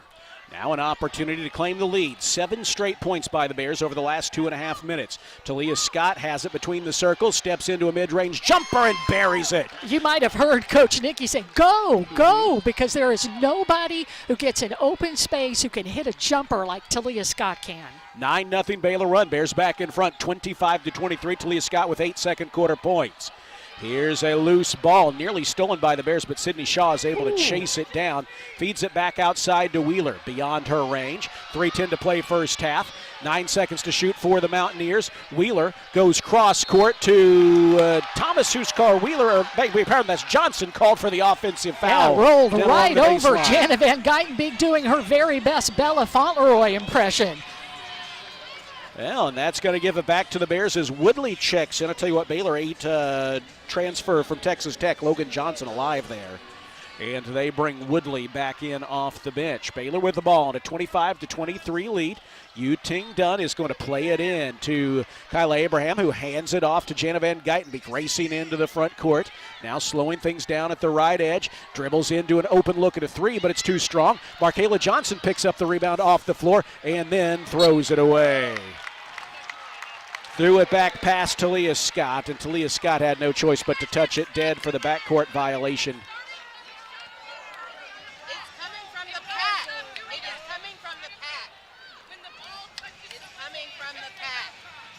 Well, I think there's some debate here about the shot clock starting early. There is some debate about the shot clock early. You may have seen it here. The Baylor bench has been saying every time that not every time, but regularly the shot clock has been starting early.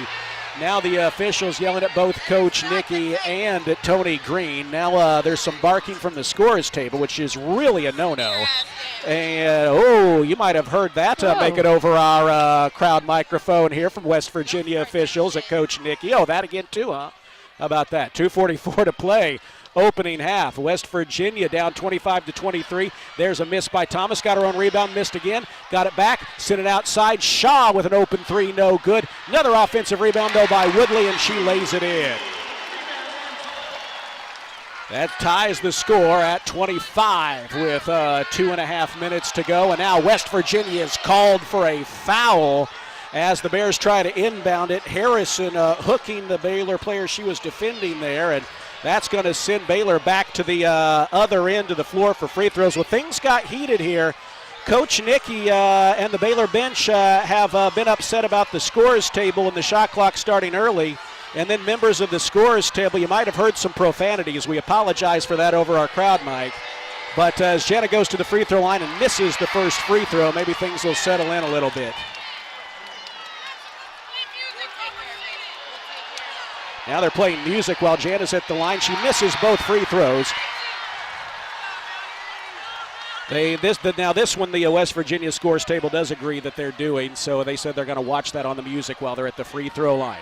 Here is Harrison with a mid-range jumper missing. Rebound tipped out of bounds, and it will stay with West Virginia with 2:05 to play. Well, I tell you what, West Virginia opened up a late first quarter lead. Then the Bears slowly tied it up, and then things got heated here, Lori. You and I are right in the middle of it. Yeah, we were between both. Here's the inbound to Thomas, who lays it in and puts West Virginia back in front, 27-25. Inbound to Jana Van Geitenbeek with under 2 minutes to play. Bears back down again, 27-25. Van Geitenbeek bodied, and there's no whistle. Loses the basketball. It's a steal by West Virginia. Here is Harrison, and she lobs it inside. A whistle and a foul are going to go against the Bears here. That is Yu-Ting Dunn. Dunn's first in the team's second. Comes with a minute 42 to play here in this first half. Bears down 27-25. West Virginia playing it in beneath their own basket. They play it into Woodley. Woodley circles back to the free throw line. Nearly walks with it, spins it outside to Shaw. Shaw has it high on the right edge. Minute and a half to play first half. She knifes inside the lane, cut off, lobs it outside to Harrison. Single digits on the shot clock. Harrison slides down the right side of the lane and finishes. That puts West Virginia back in front, puts them back in front by 2 scores, 29-25. 6 straight points by West Virginia. Woodley rides the back of Jana Van Geitenbeek, but there's no call.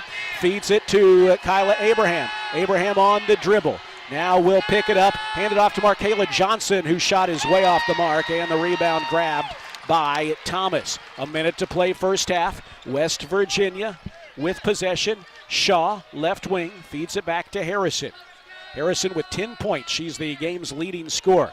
She wants to drive, cut off, now retreats, spins it in the left side to Woodley. Woodley on the baseline with 9 to shoot, finds Shaw. They're going to lob it down low to McCray, has a little bit of position, but the Bears get back. Thomas gets the pass inside, has her shot blocked. McCray got the rebound and missed the putback, and Abraham collects the rebound.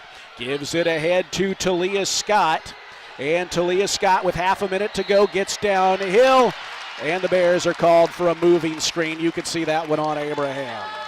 That's Abraham's second and the team's fourth. That'll give the Mountaineers the final shot if they want it, with 27.5 seconds to play in this first half. Baylor down by 4, 29-25. See a big stand here because West Virginia can play for the last shot. See if that's what they do.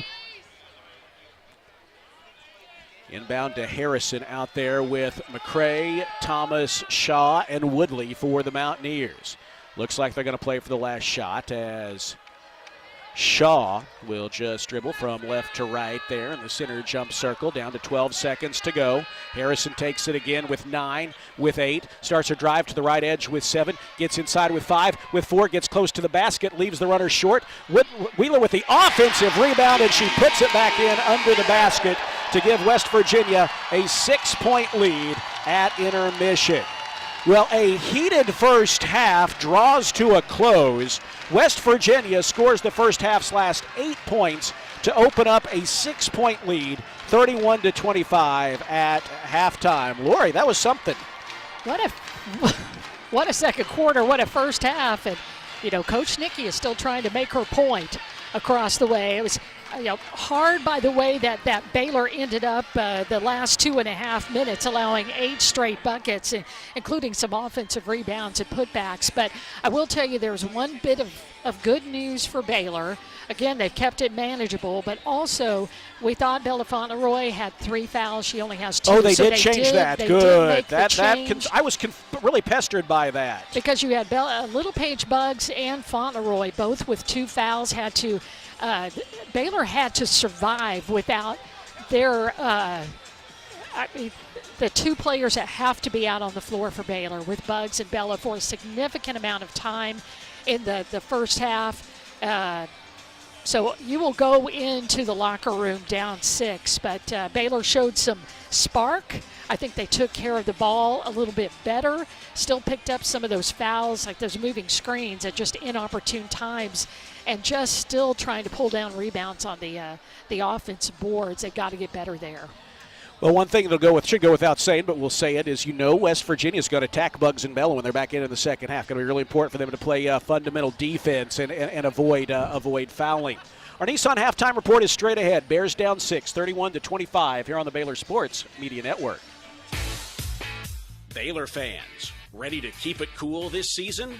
Ice and Easy delivers premium ice lightning fast. From tailgates to restaurants, construction sites, concerts, and races, Ice and Easy has you covered. Game day or work day, keep your drinks cold and your spirits bold. Ice and Easy, we deliver, you chill.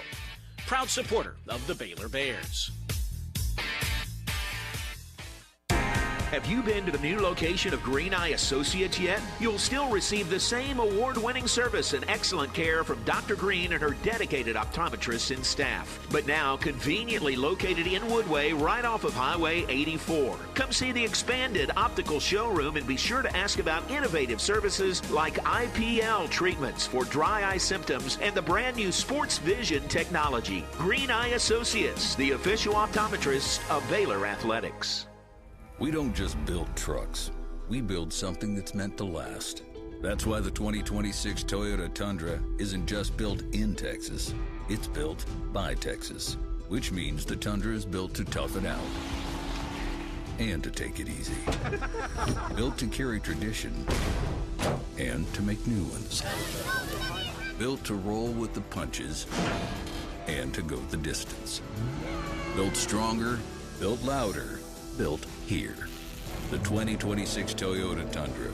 Built in Texas, driven everywhere. Test drive at your local Toyota dealer or visit Toyota.com today.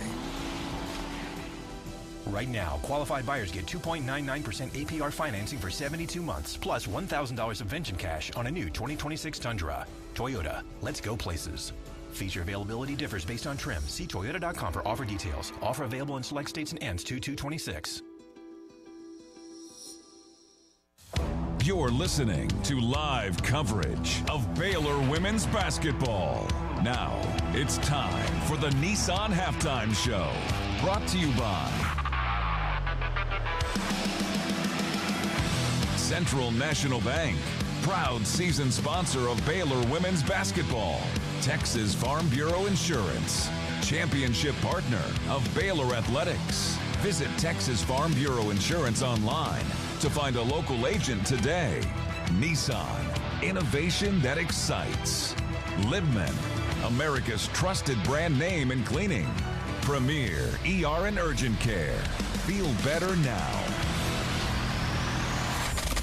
Stay tuned as we break down the first half. Check in on scores and more. All coming up on the Baylor Sports Media Network. Back here at intermission, where this is actually a pretty good halftime show here in Morgantown. Lori got someone climbing up a ladder that does not look steady at all. But he's probably about 30 feet up in the air right now. 20. I'm impressed. Either way, an impressive halftime show here in Morgantown with a gentleman setting chairs on top of each other and then climbing to the very top of it. That is far from the most exciting thing we've seen here, though. Baylor down 31-25 at halftime as we welcome into the Nissan Halftime Report. Nissan, innovation that excites. Bears down 31-25 here at intermission.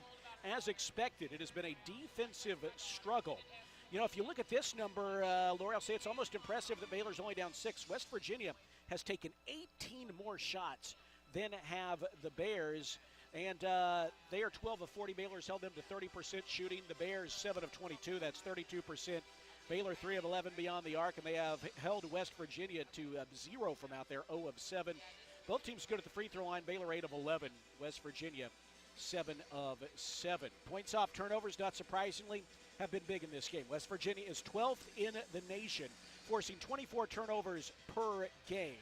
And they have forced 18 Baylor turnovers already, leading to 21 of their 31 points. That is their offense. Baylor has forced 8 West Virginia turnovers and turned them into 8 points of their own. West Virginia with a slight edge on the boards, 23-21, and a 12-6 edge on the offensive boards, leading to an 8-3 lead on second chance points.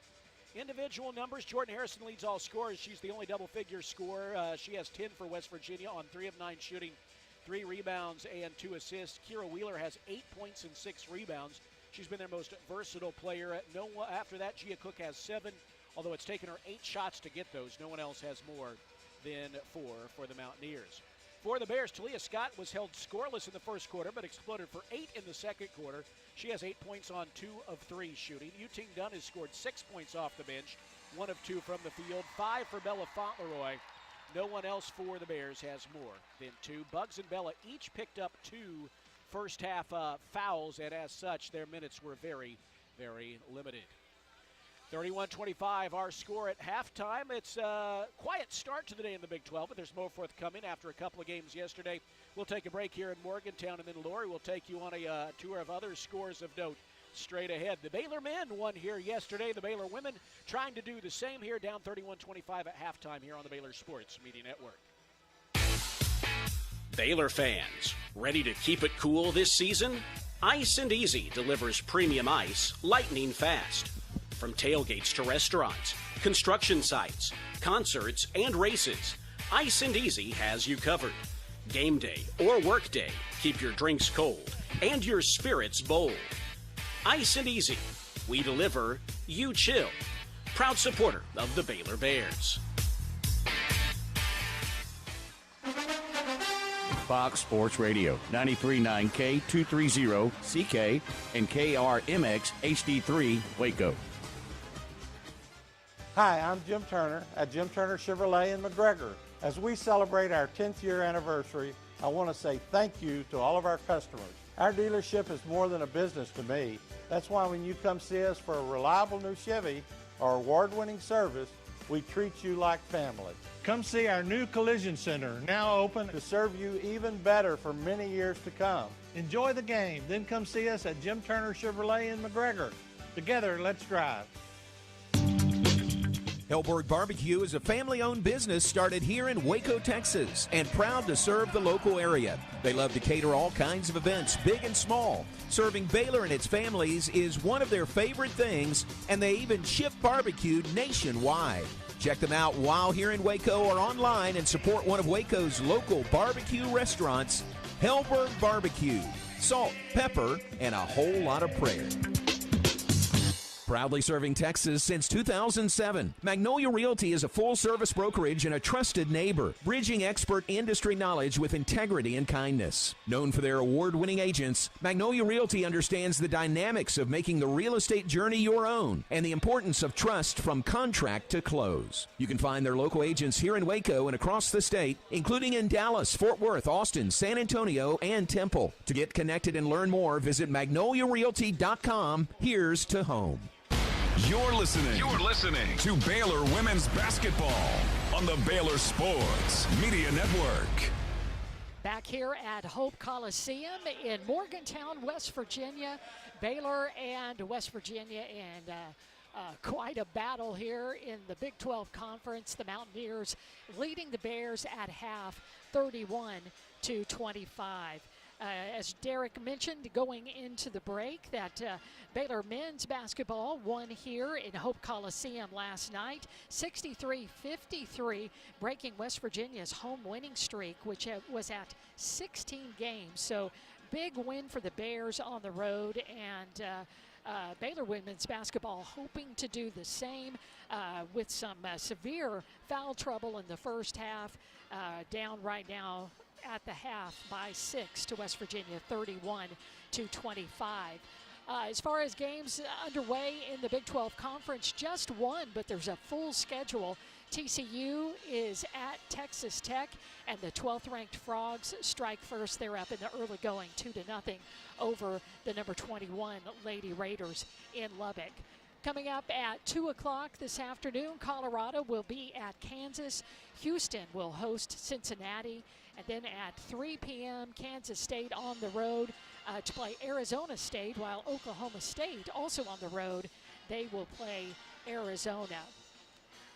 Games yesterday in the Big 12 Conference, Iowa State back on in its winning ways, and they defeat UCF and Ames yesterday, 65-52. And BYU wins over Utah in Provo, 77-65. Again, our score here at the half, West Virginia leads Baylor 31-25. We'll be back in just a moment. We'll get you all ready for the second half of action from here in Morgantown. You're listening to Baylor Women's Basketball on the Baylor Sports Media Network. Today we have two very special guests on our program, introducing Lem and Lime. Hello. For Starry Lemon Lime Soda. Thanks for having us. What is Starry Lemon Lime Soda? It's a crisp, clear burst of lemon lime flavor, and it's caffeine-free. Between us, one of you must be a little more important to Starry than the other. Who is it? We're both important. So it could just as easily be Starry Lime Lemon Soda. No, that doesn't sound right. Oh, I like it. So you saying hip-hop could be hop-hip. Works for me. Starry Lemon Lime Soda. Starry hits different. Energy, passion, unforgettable moments. That's Baylor softball at Getterman Stadium.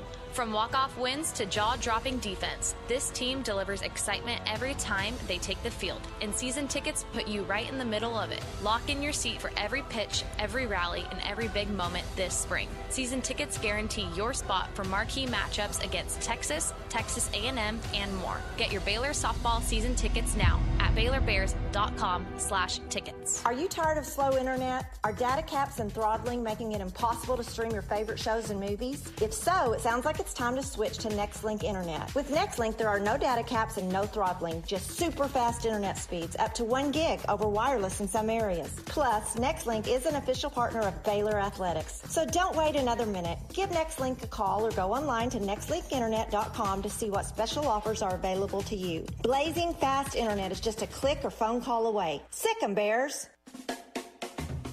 Kids can now join the Baylor Cub Club, the official kids club of Baylor Athletics, presented by Green Eye Associates. Fans 12 and under can register for the low cost of $25 and gain exclusive benefits and access to Baylor Athletics events. Members receive free admission to select events, exclusive giveaway access, and their own membership package. To register your Cub, please visit BaylorBears.com/Cub Club. Sign your Cub up today. You've been listening to the Nissan Halftime Show on the Baylor Sports Media Network. Brought to you by TFNB, the official local bank of Baylor Athletics. Texas Farm Bureau Insurance, championship partner of Baylor Athletics. Visit Texas Farm Bureau Insurance online to find a local agent today. Nissan, innovation that excites. Libman, America's trusted brand name in cleaning. Premier ER and Urgent Care. Feel better now.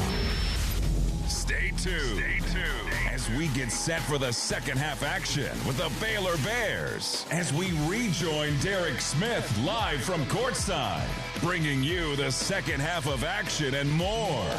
All coming up on the Baylor Sports Media Network. Well, an intense first half here in Morgantown. Both teams back out of their respective locker rooms at Hope Coliseum as we get ready for the third quarter. The Bears trail West Virginia 31-25 in this top 25 matchup. Baylor number 14 in the nation, West Virginia number 22. Yeah, it got heated there in the first half. Tough defense, some histrionics with coaches, with scores table members, and even with fans. We're hearing some stories. And so, tell you what, Lori, poise. Poise is the name of the game coming into the game, and it remains it now.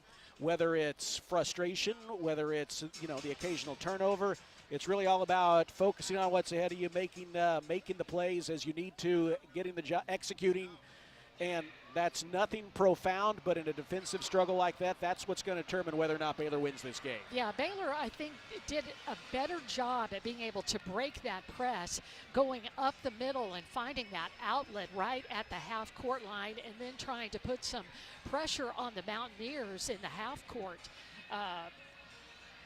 Again, they're doing that without Bella and Bugs, and so an opportunity to get those two back in the game, gives you additional rebounding.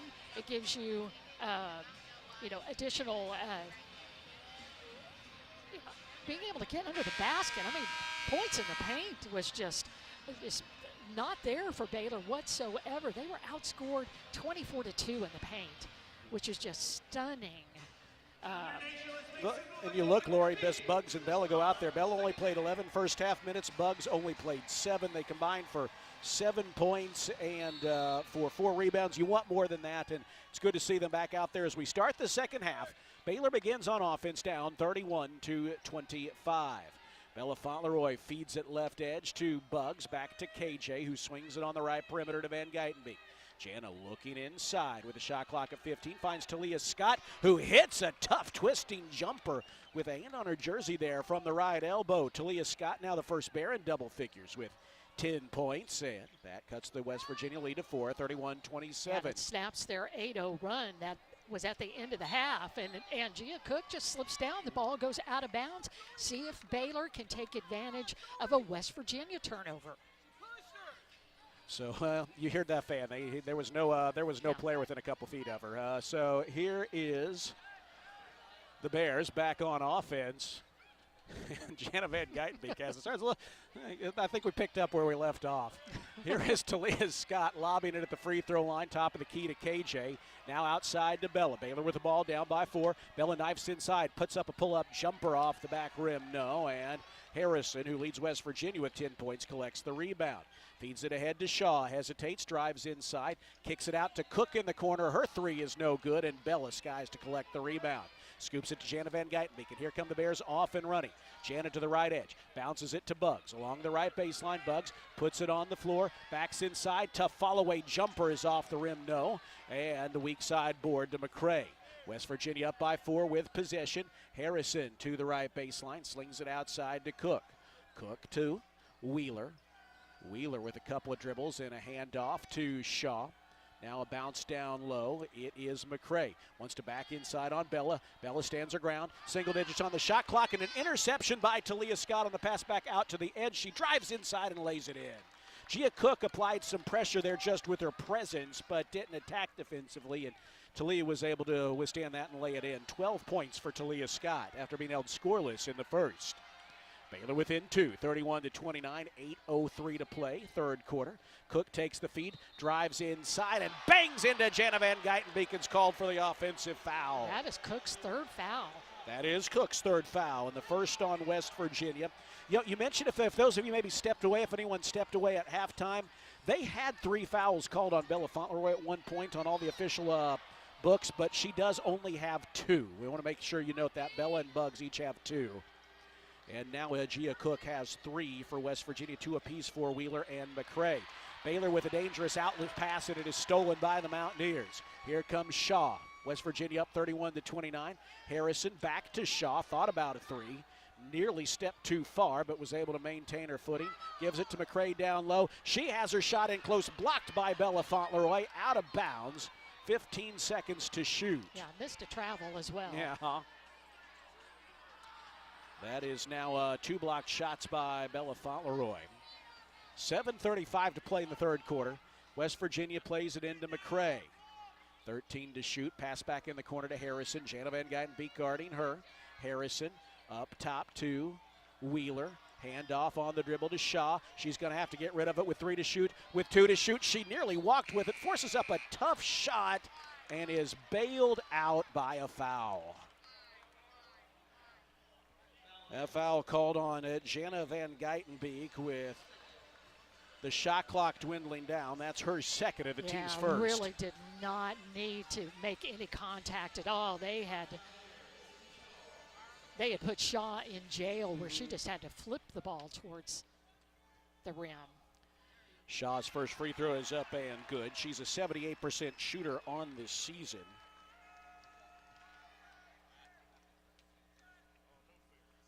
One more coming for Shaw, and it rattles out. Offensive rebound, though, chased down by Harrison. She drives inside and misses the runner. Offensive rebound by McCray, misses the putback, but she is fouled. Oh, and that is Bella's third now. Bella in a crowd. You know she's going to go after it defensively, and that time called for being too aggressive, and she is now hit with her third foul. So thankfully it wasn't 3 in the first half, but here we are just not quite 3 minutes into the third quarter, and Bella does indeed have 3 fouls on her now. Yuting Dunn checks in for her. Dunn with 6 first half points off the bench as Wheeler at the line hits the first. West Virginia has really done their best work at the free throw line. They are 9 of 10. And they've got one more coming. It's good. 10 of 11. Baylor's not been bad at the free throw line. 8 of 11. Well, Baylor right now is just getting killed on the offensive boards, and those were 2 offensive or second chance points for West Virginia because Baylor was unable to pull down the rebound on that one miss. Bugs at the key, feeds it outside to Van Geitenbeek for the Bears, down by 5. Jana circles beneath the basket, floats it out to Talia Scott. 10 to shoot. Harrison guarding Scott. Scott inside, kicks it in the corner to KJ. 5 to shoot. KJ on the drive, tries a tough turnaround and leaves it short. Fight for the rebound. Good hustle by Dariana Littlepage Bugs. She's fouled, and she's in some pain as she hits the floor. Puts her arms up and is helped back up by her teammates. That foul on West Virginia will go against, let's see, is that Wheeler? No, I beg your pardon. That is on Carter McCray. And that's her third. That is her third. Inbound to Dunn. Hands it off to Van Geitenbeek. Left wing. Circles to the middle of the floor with Cook out there guarding her. Jana needs a teammate to come help and get, and a 5-second violation is called. Bugs was just, I'll say Jana and Bugs just didn't quite realize that they were both in the same spot. And Bugs started to move perhaps a little late, and then Jana saw it a little late. Another turnover. That's the 20th Baylor turnover, as they just announced over the PA here at Hope Coliseum, as Cook takes it on the right wing. Cook has the ball knocked away, but it's chased down by Harrison. West Virginia with the ball up by 5, 6:22 to play third quarter. Shaw, edge of the arc, now dribbles inside, spins it out to Thomas. She lobs it down low, pass off the fingertips of Wheeler, who gathers it in, finds Cook in the corner, who hits a three, and the West Virginia lead is back to 8. Gia Cook with 10 points. West Virginia scored 6 straight. They're back up in front by 8 at 37-29. Baylor has hit some dry spells in this game, as the score would attest. Talia Scott has it on the left edge, finds Bugs at the free throw line, knifes inside, absorbs contact and lays it in anyway. Bugs with 4 points and 4 rebounds. She's one of 6 players in the nation averaging a double-double, 11 points, 11 boards a game. She's got some work to do to hopefully get there again today. Harrison just across the arc, retreats outside, feeds it to Wheeler, who bounces it back to Harrison. 5.5 to play third quarter, 10 to shoot. West Virginia with the ball up 6. Harrison accelerates to the basket, misses everything on the runner. And we've got a whistle going against the Bears going after the rebound. That's going to be Kirsten Johnson, her second and the team's third. And it's going to bring Kyla Abraham off the bench for the Bears. Well, there was some contact. A little ticky-tack, but I would say.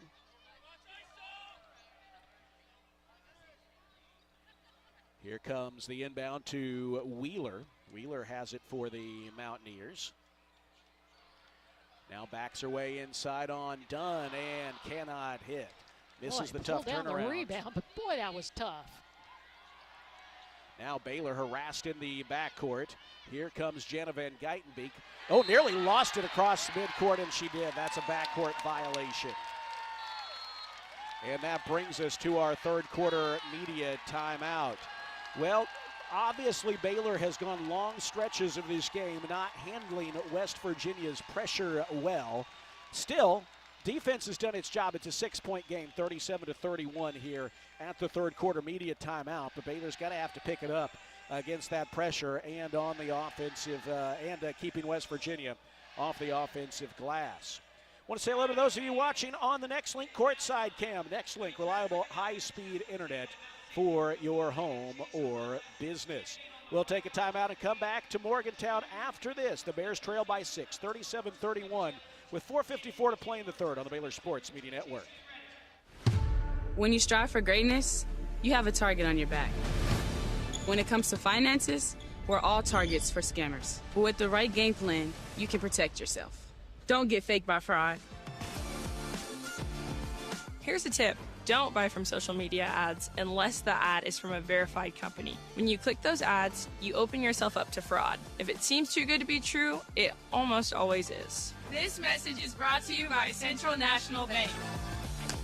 At Magnolia Realty, award-winning agents set the bar for professionalism and excellence. Whether you're looking to buy or sell, Magnolia's full-service brokerage will guide you through every step of the process with expert industry knowledge. Their agents are fully invested in learning your story and customizing the real estate experience to suit your stage of life. Magnolia Realty has been serving cities across Texas since 2007, including Waco, Dallas, Fort Worth, Austin, San Antonio, and Temple. To get connected or learn more, visit magnoliarealty.com. You're listening to Baylor Women's Basketball on the Baylor Sports Media Network. Back here at Morgantown, top 25 matchup between Baylor and West Virginia. It's the home Mountaineers who have a 6-point lead on the Bears, 37-31. West Virginia has scored 25 of their 37 points off of Baylor turnovers. Baylor 10 of their 31 off of West Virginia miscues. Mountaineers also have a sizable edge, although not that big, on the offensive boards, and that has led to 11 second chance points for the Mountaineers compared to 3 for Baylor. And I mean, obviously, Lori, either one of those two stats, particularly the points off turnovers, that is the game. Now, that's what West Virginia does. They force 24 turnovers a game. Still, the Bears' 21 points feels a little excessive. They're going to have to find their poise here as the game goes on, because it's still very much within their grasp. And if they could cut it down, I mean, you look at this, 21 Baylor turnovers in, 25 minutes of play? If you could even trim that number down about 10 or 15%, you're talking about, in theory, you being able to close that gap here over the last 15 minutes. Yeah, because, Baylor's gotten the free throws pretty much tightened up, but it's just taking care of the basketball. And these aren't, most of them aren't just, just bad passes or thrown away, but some are just, they're caused, again, because of the way that West Virginia makes you uncomfortable and you speed up and you end up just losing the basketball, stepping back over the half-court line and turning it over. So now Baylor's defense has to rise to the occasion, too, as you're seeing West Virginia take so much time off the clock as well, trying to tighten up this game. Harrison has it off the inbounds, right edge, 10 seconds to shoot for the Mountaineers. She's got room and lets a three fly and hit it. That pushes their lead to 9. Kyla Abraham was on her, gave her room, and she took it and hit the three. Now the pass from Dariana Little-Page-Buggs is tipped by Wheeler, stolen by Harrison. They're running the other way, pass it to the left corner. Cook for three, no good. Long rebound to Abraham. That would have sent this crowd into a frenzy. Thankfully, the Bears dodged a bullet there as Cook missed the three. It's a 9-point West Virginia lead, 40-31. Talia Scott throws it away. And not on the same page with Kyla Abraham. Wheeler drives inside, has her shot blocked, gets it back, finds Harrison, who thrusts it up and in. And it's an 11-point West Virginia lead, the first double-digit lead of the game for either team. 42-31 with 3:53 to play in the third quarter. Van Geitenbeek slowing things down. Coach Nikki directing traffic. Yuting Dunn moves from the left corner to the right corner. Jana feeds Abraham. Abraham to Dunn. Dunn looks back down low. Buggs at the free throw line, nearly loses the ball. Got it back. 5 to shoot. Finds Jana. 4 to shoot. 3 to shoot. Jana has it poked away. Stolen by West Virginia. 3 straight turnovers by the Bears. Harrison inside is called for a travel before she laid it in. Well, got to reel it in here. That was 3 turnovers in quick succession by the Bears, and the fact that West Virginia scored 4 points off of them feels like it could have been a lot worse. And now Coach Nikki calls a timeout as the Bears try to get the offense back cracking again. They've gone nearly 2.5 minutes without a point. We'll take the timeout as well. Hey, Bears fans, this basketball season, make Pepsi your go-to game day drink, because it's the only drink for basketball watching. Pepsi. That's what I like. Proud partner of Baylor Athletics. West Virginia has opened up their biggest lead of the game, 42-31 with 3:25 to play third quarter on the Baylor Sports Media Network.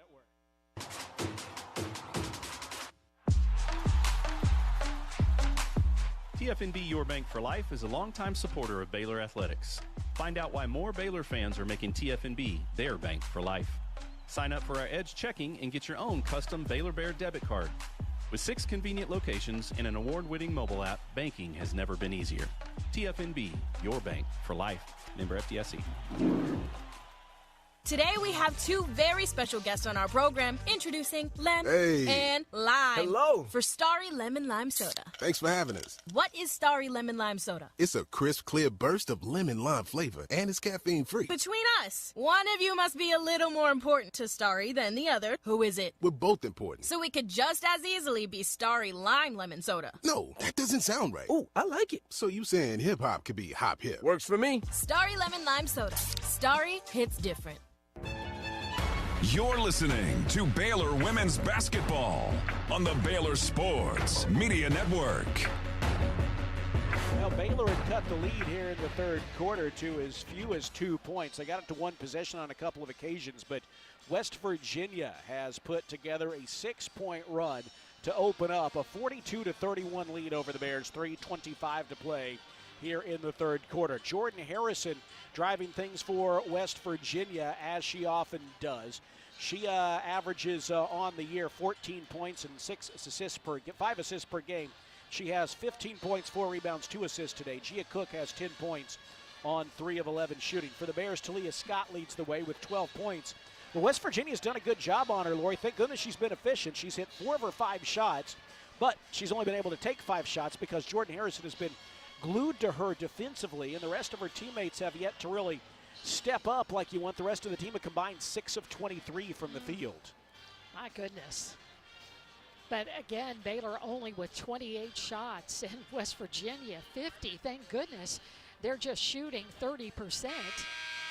But they have gotten so many more possessions, obviously, because of all of those second chances and the turnovers by Baylor. But there's still plenty of time. I mean, we saw Baylor down by 16 points. What were we down by? To Oklahoma State. We're down 18 points. Okay, it was worse than I thought.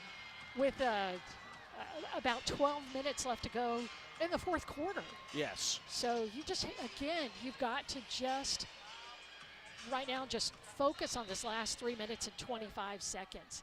Get the ball down, get a good look at the basket. Baylor on offense out of the timeout. Jana is called for a travel. Scooping it to Bugs. As Gia Cook, she had 2 players around her and was called for the travel. And the Bears giving it back to West Virginia. Ugh, just showing a graphic on TV. 24 turnovers, 31 points. Whew. Well, they've got an opportunity for points off of turnovers again. They find the cutting Wheeler, who travels with it. Wheeler took too many steps driving inside, and that's going to give it back to the Bears. But West Virginia still is able to set up it's like in that press. Yeah, it is in a lot of ways. Jana feeds it ahead to Bugs across midcourt. Now she's double-teamed, trapped, and loses the ball out of bounds. Well, that's the part of the floor you can't give the ball to a teammate in, or you can't let yourself get caught in. Right across midcourt in the heel. The corner. Yeah. She was in the corner there. Now West Virginia with another opportunity to score points off of Baylor turnovers. Under 3 minutes to play in the third. They're up 42-31. Sydney Shaw around a screen, pops a jumper and misses. Bugs gobbles up the rebound in a crowd. Flips it ahead to Talia Scott. Scott across midcourt. Shaw on her hip. She shakes a little room and moves to the left edge. Are they booing her when she touches the ball every time? I noticed that in the first half. Here is Bugs with it at the top of the key. Bugs with 10 seconds to shoot, finds Dunn. Ting on the drive, pops a little jumper that's in and out. Oh, fight for the rebound, and it's out of bounds off of Baylor. Boy, that one just wouldn't stay down. She got a good look floating along the left baseline, and it was coughed back out. Baylor is 10 of 29 from the field. You got to pull down those rebounds. You just got to get in there and battle on the boards. That's the other stat that's just killing Baylor right now. Here's a pass by West Virginia out of bounds to Baylor. And now Mark Kellogg vociferously argues along the sideline. We'll see if we can get a look at the replay here. It looked like it went off Kyla, but I don't know who may have touched it on the other end. Yeah, I think Baylor did have a fingertip on it as Kyla checks out. And now they talk things through and give it back to West Virginia. No? Yes. We'll see. Yeah, Harrison is going to go out there and grab it. They play it into Thomas, who gives it back to Harrison. Shaw feeds Cook left wing, drives into the paint, loops it outside. Jordan Harrison is all alone, but her three is too strong. Another offensive rebound by West Virginia. Thomas misses the putback, got it back, loses it again, gets it back, kicks it out to Shaw for three, no good. Rebound tipped, chased down by Shaw. Another West Virginia offensive rebound. Under 2 minutes to play here in the third quarter. Bears down 11. Wheeler drives inside and glasses it in. Too many looks at the bucket for West Virginia. And Baylor has struggled to grab rebounds. They're down by 13. Bella Fauntleroy drives inside and is fouled. That is on Jordan Thomas. Thomas is second, the team's third. You know, I'll say this. I can see why West Virginia fans get upset at foul calls against their team because they're allowed to play so physically that it can feel arbitrary at times. But Bella Fauntleroy goes to the free throw line after drawing the foul on Thomas. Boy, you gotta cash in here. Bella Fauntleroy quite offensively tonight. 5 points, 1 of 5 shooting, 2 of 2, and now 3 of 3 from the free throw line. That snaps a run of 7 straight points scored by the Mountaineers. That cuts the lead to 12. Let's see if Baylor could somehow get it under 10 here by the end of the third. She gets the bounce on the second, does Bella, and it's 44-33. 90 seconds to play here, third quarter. Harrison swings it to Shaw. Now up top, they're going to lob it down low to Thomas. She's a big load in the paint. Backs her way in, lost the ball. Stolen by Dariana Littlepage Buggs, and here come the Bears. Down by 11, 44-33. Van Geitenbeek across midcourt, center of the floor, gets downhill, attacks the bucket, circles back out, feeds it to Buggs. Buggs at the free throw line, floats a jumper off the front rim. No, Bella going hard after the rebound is knocked to the ground.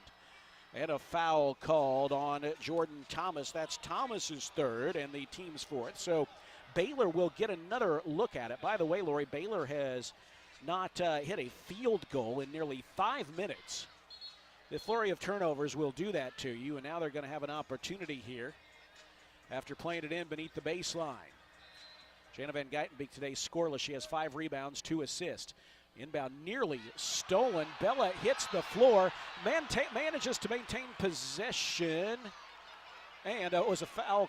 Nope, that's going to go to West Virginia. I'm sorry, we're screened out of the corner there, and Bella hit the floor there going after the inbound pass and turned it over.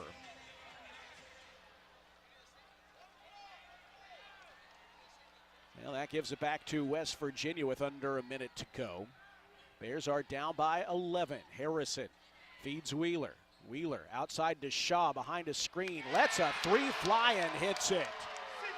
West Virginia is in front by 14 as a Baylor Bear hits the deck beneath the bucket. Bella Fauntleroy on the ground for the moment, and the bucket is good, but after the ball was let go, Jordan Thomas was called for a foul away from the ball, her 4th, team's 5th, and Bella Fauntleroy is still on the ground. Let's see if we can get a look at the replay here.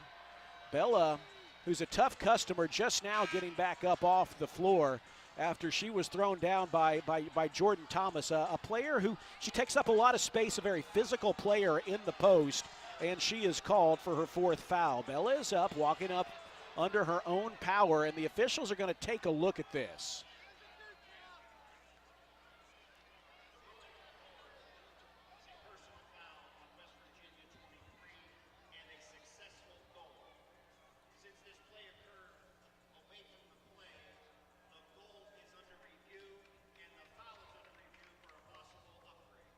All right, there you go. Oh, shocking West Virginia fans. So aggrieved.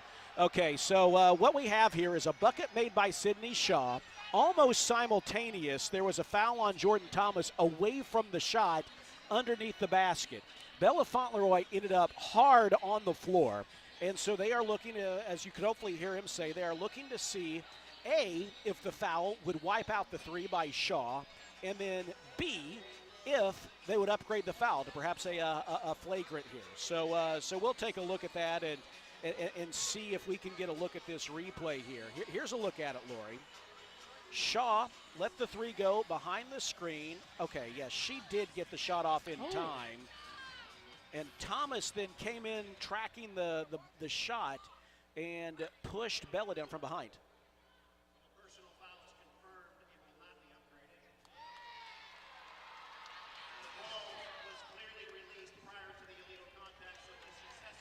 Okay, so Baylor doesn't get a benefit out of the review here, but I look at that and I think that looks like the right call in both cases. Lori, the shot was clearly out of Shaw's hand before the contact. Yeah, and I think she was just looking at the ball. Bella was there. They just Bella was in the right position. She just got run over. Yeah, got run over. Yeah. But nothing intentional about that. Right. I don't think that doesn't look flagrant to me. No. That was not, yeah. You could tell by Thomas's reaction as well. No, that, no, you would have liked it if somehow that contact would have wiped off the shot, but it did not. And as such, West Virginia has a 14-point lead. It is their largest of the day, 47-33. It has been a frustrating game as Bella Fauntleroy goes back to the free throw line for the Bears. Glad that review probably gave her a minute to catch her breath.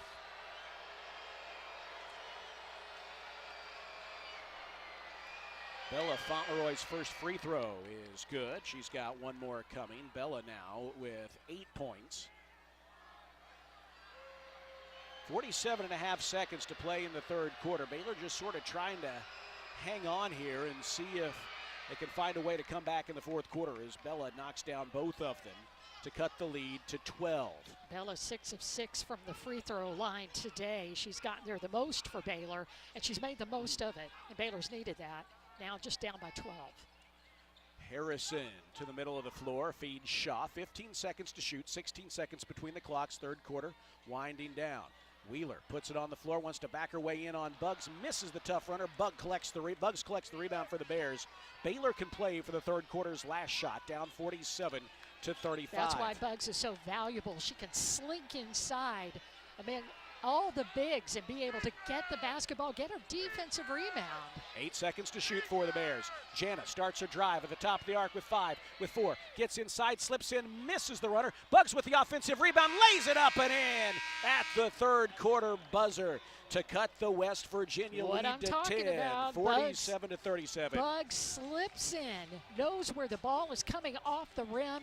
Boy, if Baylor needed something to give them a little bit of jolt, positive going into the fourth quarter, it's a buzzer-beating offensive rebound and poked back by Dariana Littlepage Buggs. That cuts it to 10 here as we approach the fourth quarter. Hey, Bears fans, this basketball season, make Pepsi your go-to game day drink because it's the only drink for basketball watching. Pepsi, that's what I like, proud partner of Baylor Athletics. Bears have some work to do in the fourth quarter, down by 10. 47-37 the score at the end of the third quarter here on the Baylor Sports Media Network. See for yourself why Green Eye Associates is voted best in Waco year after year. Enjoy exceptional service and care from Dr. Leanne Green, along with her dedicated optometrists and staff. Receive trustworthy insights about your eye health, enjoy the impressive variety of contacts and eyewear, and work with the most experienced optical team in Waco. Don't miss the new state-of-the-art dry eye therapies that rejuvenate the eyes, face, and neck areas with safe, non-invasive treatments to restore comfort and quality of life. Visit greeneyeassociates.com. Green Eye Associates, official optometrist of Baylor Athletics. Are you tired of slow internet? Are data caps and throttling making it impossible to stream your favorite shows and movies? If so, it sounds like it's time to switch to Nextlink Internet. With Nextlink, there are no data caps and no throttling, just super fast internet speeds, up to 1 gig over wireless in some areas. Plus, Nextlink is an official partner of Baylor Athletics. So don't wait another minute. Give Nextlink a call or go online to nextlinkinternet.com to see what special offers are available to you. Blazing fast internet is just a click or phone call away. Sick 'em, Bears. You're listening to Baylor Women's Basketball on the Baylor Sports Media Network. Top 25 matchup here in Morgantown. Right now going the way of the home team. West Virginia is led by as many as 14 in the second half. It's a 10-point lead as we head to the fourth quarter, 47-37. Lori, if you've been listening, watching for any time at all, you know that turnovers have been the name of the game in this one. West Virginia has forced 27 Baylor turnovers, leading to 33 of their 47 points. If Baylor's going to find a way to come back here in this fourth quarter, they're going to have to find a way to cut that down. I mean, you think about it, 33 points off of Baylor's turnovers. That is more than a point per minute off of turnovers. And you know what?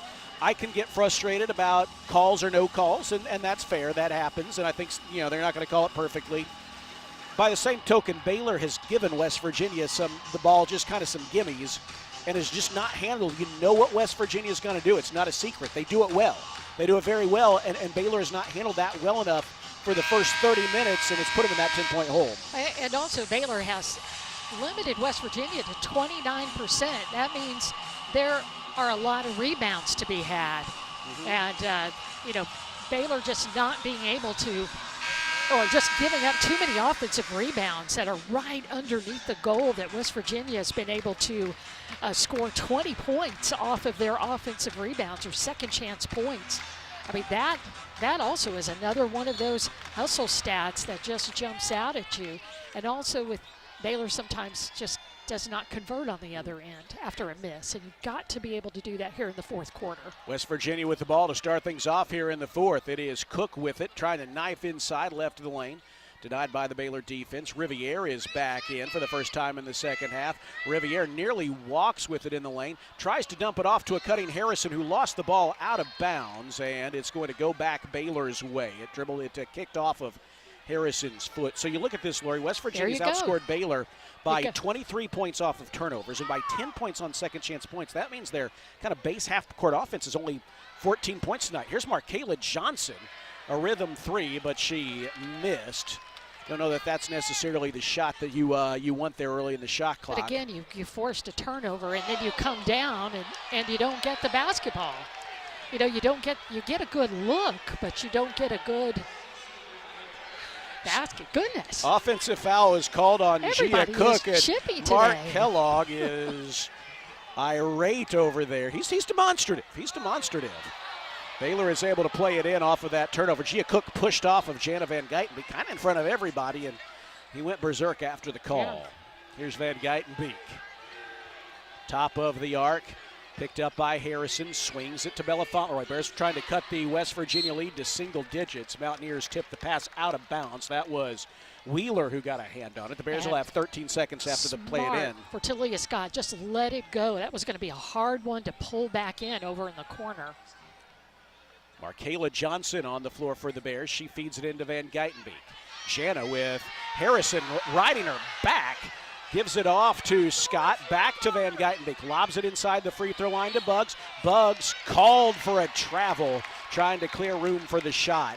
Coach Nicky encourages Jana. She was open there a little bit to go for that shot. She had room. This West Virginia defense, when you get an open look with a shooter like Jana, you want to take it. 47-37. Yeah, they make you indecisive. Yeah. Just under 9 minutes to play here in Morgantown. Bears trying to play comeback on the road. Riviere feeds it in the corner. Shaw, catch and shoot three, knocks it down. And the Mountaineer lead is back to 13. Yeah, Baylor had two chances on two stops. A turnover and, just another miscue, and they are unable to score off of those, and then you get a three. Well, after the three, Sydney Shaw was called for a technical foul, sending Talia Scott to the free throw line. Let's see if we can see what she did.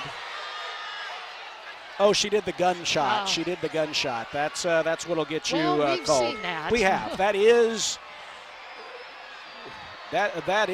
a no-no. That's a no-no as Talia Scott hits both free throws. All right, these are incredibly important also because Baylor with the basketball after these free throws. By the way, Lori, this West Virginia student section does not like Talia Scott, like teeth bared, eyes clenched, spittle flying. It's really, I didn't realize they paid that much attention, I guess. I don't know why they don't like her that much other than she's Baylor's leading scorer.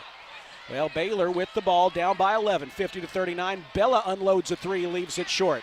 Rebound tip to the top of the arc. West Virginia's Harrison off and running. Misses the runner, but draws the foul. Jana Van Geitenbeek hit with that. Her fourth, team's fourth. Well, part of the problem, too, here, Lori, has been that when Baylor has got open looks they've missed, and when they potentially have had a decent look, they've sometimes rushed it. Yes. I mean, like you said, West Virginia takes you out of what you're trying to do as Harrison goes to the free throw line. 82% shooter on this season, 4 of 4 tonight. She leads all scores with 15, but misses the first.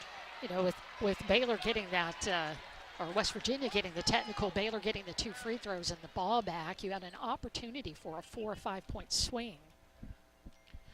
One more for Harrison. She hits to push the lead back to 12.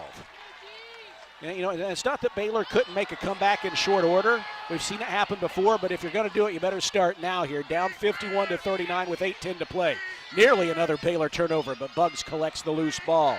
Buggs dribbling at the top of the arc. Hands it off to Markayla Johnson. Attacks the bucket. Gets downhill. Has her shot blocked from behind. Taken away by Wheeler. Ahead to Harrison for the Mountaineers. Under 8 minutes to play. They've got the ball up 51-39. Harrison spins it to Wheeler. Wheeler between the circles, 10 to shoot, drives inside, keeps backing her way in. No call. They had both hands on the ball, I thought. Now they give it back to Wheeler after the pass, and she knocks down a mid-range jumper. Boy. You saw that too, Yes, right, I Lori? did. Yes, I did. It's almost like a carry of the basketball. Oh, nearly another turnover by the Bears. Buggs somehow saves it. Gives it off to Talia Scott. Floating jumper falls off the rim. Rebound out of bounds to Baylor. Just a frantic game here in Morgantown that has seen West Virginia outscore the Bears by 8 here in the second half.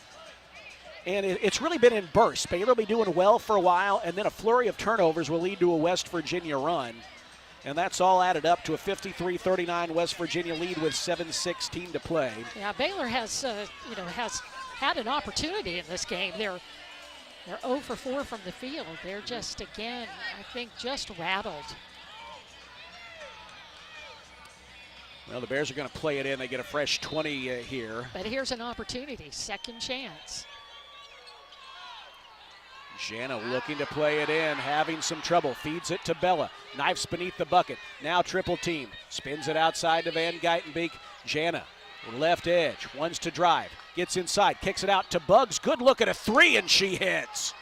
Buggs, quiet beyond the arc for the most part this year, but she hits that there. She's got 9 points, and that cuts the lead to 11. And Jana directed that. She turned around and said, Buggs, this is you. With the pushing the ball back out at her. Wheeler has it at the top of the key for West Virginia. Baylor looking for a defensive stop with under 7 minutes to go. They find Cook open for three, no good. Offensive rebound, though, again to West Virginia. It's Harrison grabbing it, and then Jana with a reach-in foul from behind as Cook drives to the bucket. That's her fifth, is that right? Jana Van Geitenbeek called for her fourth. Fourth. She's just got one more to go. There have been so many. It's I've been all over the place on foul numbers. Well, the couple of the numbers we've had have been a little off here, although we can try to do a better job on that too. As Harrison takes the inbounds, loses the ball on the drive, stolen by Buggs. Baylor with a chance to cut the deficit to single digits once again. Buggs with 9 points, finds Jana, long three, no good, barely grazed iron. Buggs chases down the rebound and is knocked into, taken out along the baseline there, and she's on the ground. Slow to get up, and her former high school teammate Jordan Harrison does help her up. Buggs says she's okay. But Buggs and Bella, as they often do, have hit the floor hard a few times today. The foul this time on Sydney Shaw, her first, and the third on the Mountaineers. It comes with 6:19 to play, and the officials are talking. Well, they should. They need to look at that, because that Buggs had the basketball and a player just open field tackle. That was Sydney Shaw. Doesn't appear that they're going to look at it. Guess they're going to call that a common foul. Common foul. Coach Nikki continues to argue her point as the Bears look to play it in beneath the bucket. Jana inbounds to Bella. Circles to the bucket. Tries to clear a tough shot and draws the foul. Kira Wheeler hit with the foul. Her third. Oh, and then a technical foul has been called finally on Mark Kellogg, who's been demonstrative all game long. About 3/4 of the length down the court. He freaked out when they clearly fouled Bella. I guess, Bella used her foot really well that time. As you can, if you watch on the, she moves really good here. Never loses her pivot foot. Not at all. Not at all. Well, if there's one thing West Virginians are known for, it's taking things in stride, and they are doing that behind us here. It's something. Hey, but that's the what atmosphere a whole here, court it is. atmosphere can do. Bella hits the first technical free throw to cut the lead to 10. One more coming. No, I'll say this, and they impact the game. They do. Second free throw got the roll. And Bella has just again been extraordinary from the line. I think now Talia goes to the free throw line. Yeah. These are the technical fouls. Okay, there we go. I beg your pardon. So Talia, misses the first. That is her first miss. She's now 5 of 6 from the line. She's got one more coming. She could make it an 8-point game. Free throw is up, and she hits it. 15 points for Talia Scott. So the Bears get 3 points out of that after the foul that was called against Bella. That was called on West Virginia against Bella Fauntleroy. And then the technical foul on Mark Kellogg. And now the Bears will play it back in, and they have an opportunity to make this a 5 or 6 point possession if they can execute, which has been easier said than done today. Buggs swings it to Markayla Johnson. 6 minutes to go. Markayla knifes inside. Oh, she's determined to put up a shot, and she misses. Rebound is tipped out of bounds by West Virginia. Yeah, West Virginia had to do that because Buggs, again, in the right position to be able to pull down the offensive board. 5:57 to play. It's an 8-point West Virginia lead, 53-45. Inbound comes to Talia Scott. She hands it to Jana. Jana bounces to the middle of the floor. Talia Scott off a screen, takes the feed high on the right wing, but Jordan Harrison gets back there defensively. Buggs out there to set a screen, but Talia has the ball knocked away. Oh, she's open around the screen, steps into a three, misses, but she is fouled. 3 free throws coming for Talia Scott. Boy, on the foul there by Jordan Harrison, Lori. Yeah, almost lost the basketball, but when she collected it, Harrison took an extra step, and Talia just finds her own space. But a player having to come up on her backside while she was letting the 3-ball fly. Talia Scott has taken only 6 field goal attempts today, but she now has 16 points as she hits the first free throw. She's got 2 more coming. The Bears have scored the game's last 7 points over the last minute 23. Second free throw is good. Well, Baylor only has one score from the field in the fourth quarter, and that was Buggs' 3. The rest of the scores have all been from the free throw line. That's a great stat, Lori, and now Scott converts on the third. 9-0 run by the Bears, and it is a 5-point game. 5 minutes, 38 seconds to play here in Morgantown. Got to get some defensive stops, though, and when you do, grab a rebound. Here is Harrison knifing inside, putting up a runner, no, but a foul called on Jana, and now that is her 5th. Van Geitenbeek fouls out, her 5th, team's 3rd, and now Lori, the comeback attempt gets that much harder. We're going to see what Coach Nikki opts to do. Inez Goryanova struggled when she was put in against this defense here in the first half, and we'll see what they opt to do now. Inez will check back in. This is a trial by fire for Inez Goryanova. She got a taste of it in that first half and understands now about valuing the basketball. It's a big moment. Harrison converts the first free throw. She's got one more coming. Harrison has been excellent for them throughout her 3 years in Morgantown, and excellent again today, 17 points. And she's got one more free throw coming, and she converts. 7-point West Virginia lead, 5.5 to play. Buggs will bring the ball up herself. Now, bear in mind, Buggs has played the point some this season. Not a lot, and it's not really what you want, but she has. They give it off to Goryanova. 5:15 to play. Goryanova has the ball knocked away. Cook steals it, takes it inside, and lays it in to push the lead right back to 9, just like that. 57-48. Oh, no basket. A foul called on Goryanova on the way. Well, at least you can make her try to earn the points from the line. That's the 3rd on Goryanova, the 4th on the Bears.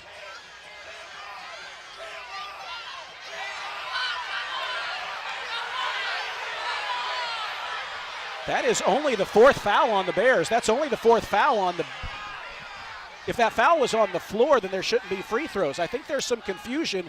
The officials think there's 5 fouls on both teams, but that's only the 4th foul on Baylor. It's only the 4th foul on Baylor, and if that foul was on the floor, then there would not be free throws. Now, if it's a shooting foul, then then obviously she'd get the free throws anyway. There seems to be rash confusion. Now the official coming over to talk to the scorer's table.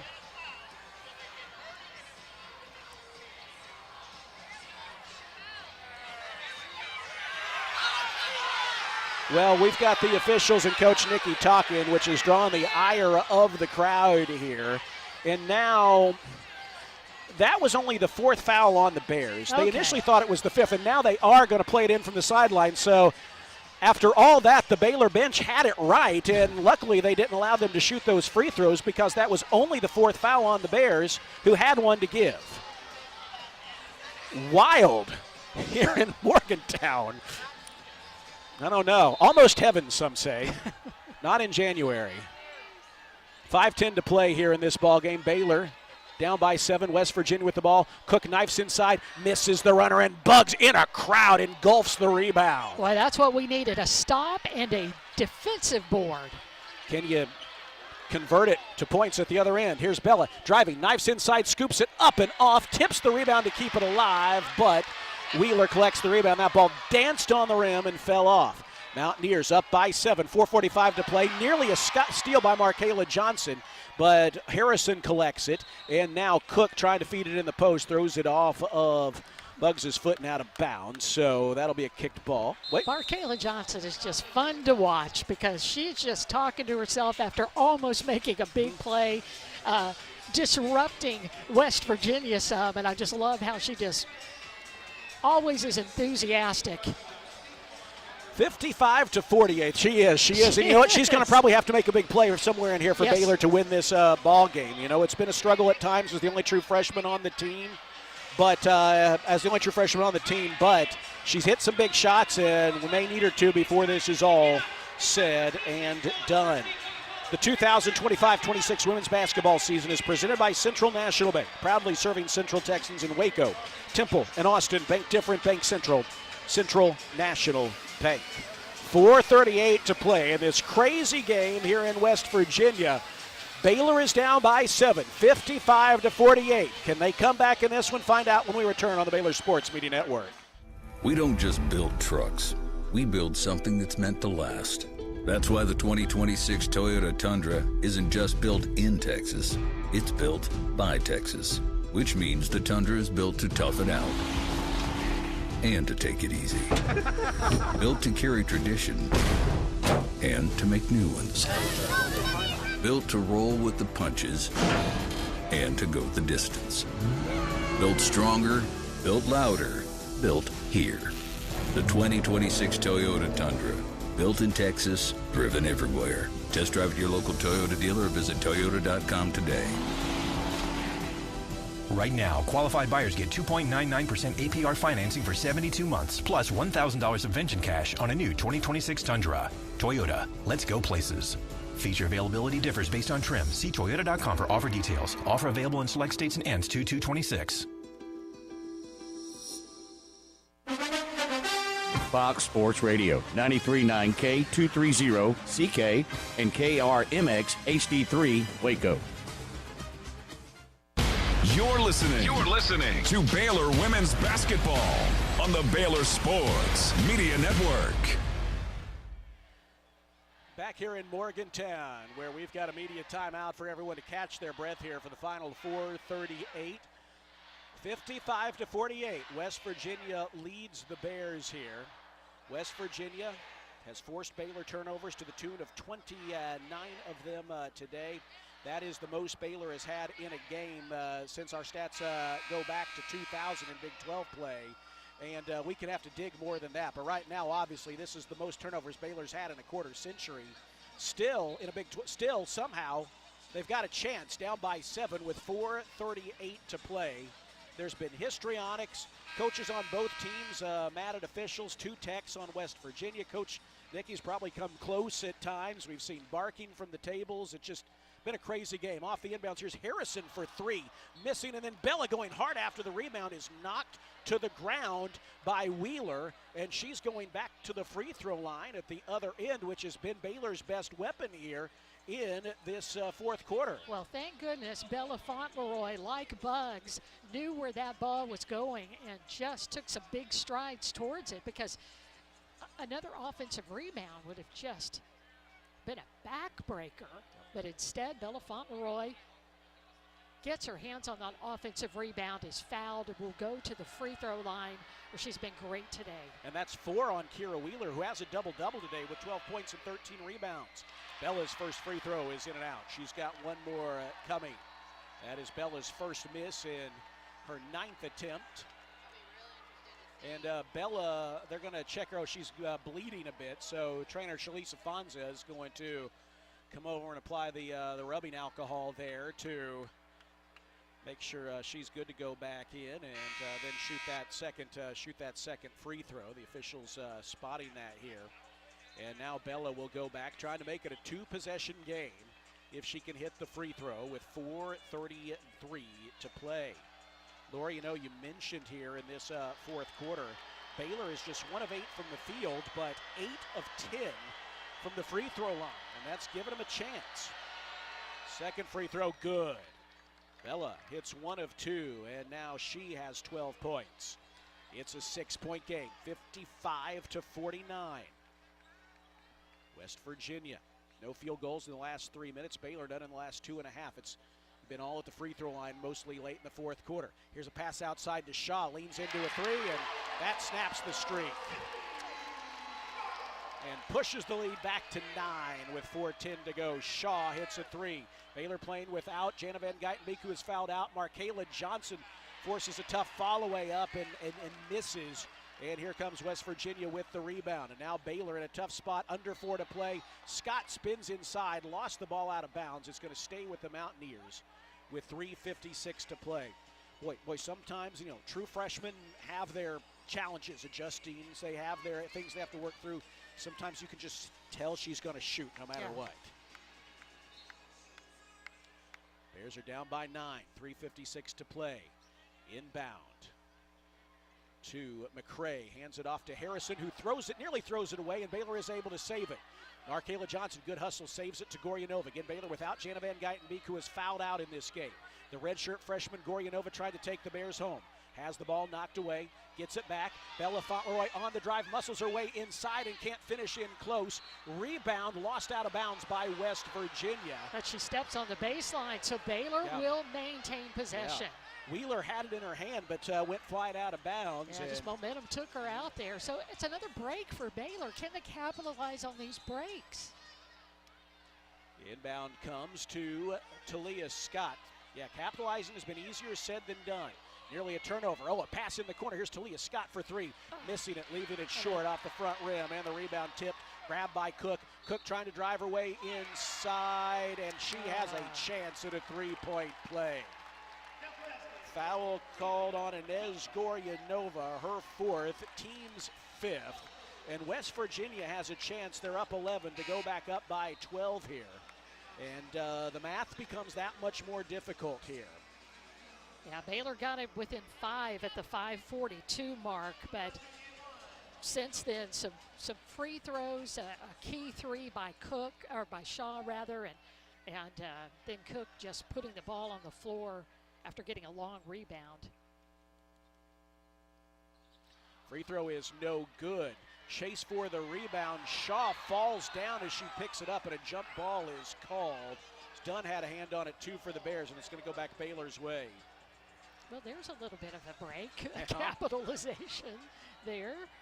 But Baylor down again by 11 with 3:16. Not much left now. But Dunn just pursuing that basketball, and then Bugs and Dunn both just getting their. Talia Scott nearly a turnover there as Bugs hands it to her, nearly taken away by Harrison. Baylor down by 11 with 3 minutes to go. Ball is knocked off of Talia Scott's foot, but last touched by Harrison. 13 seconds to shoot for the Bears. We are under 3 minutes to play, and if the comeback is to happen, it's going to happen now. Inbound to Talia Scott. Harrison guarding her. She clears some room and is called for an offensive foul as Harrison absorbs contact and hits the deck. And that's going to give it back to West Virginia. Talia Scott is pleading her case, but she is called for her second foul. And that's going to give it back to West Virginia. Coach Nikki now, as the official comes over, is arguing her case. Here's a look at the replay. Talia Scott turned and faced the basket, and there was contact. They're going to review to see if the foul on Talia had any extracurricular. It did look like Harrison got caught a little bit on the face. That was inadvertent.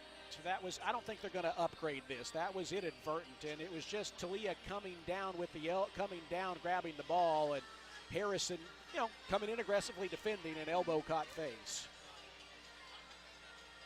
But here we are, Lori, 60-49. Baylor down 11 with 2:54 to go. The first place tie at the moment in the 8-game winning streak are squarely, in doubt right now, but really got to take this one possession at a time. It's going to start with making sure that this foul call on Talia is not upgraded.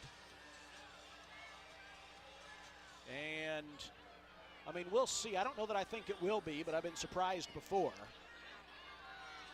Now they're calling other officials over. They're calling other officials over to look. So they're clearly looking through things together. But they agree, whatever the call is.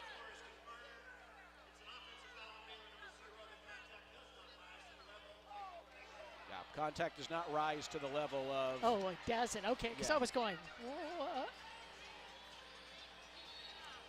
Now, I could make the argument, looking at that replay, that Harrison was the cause of that. Talia was just making a basketball move. But when you see an elbow pop catch a face, you're often going to see that called. So,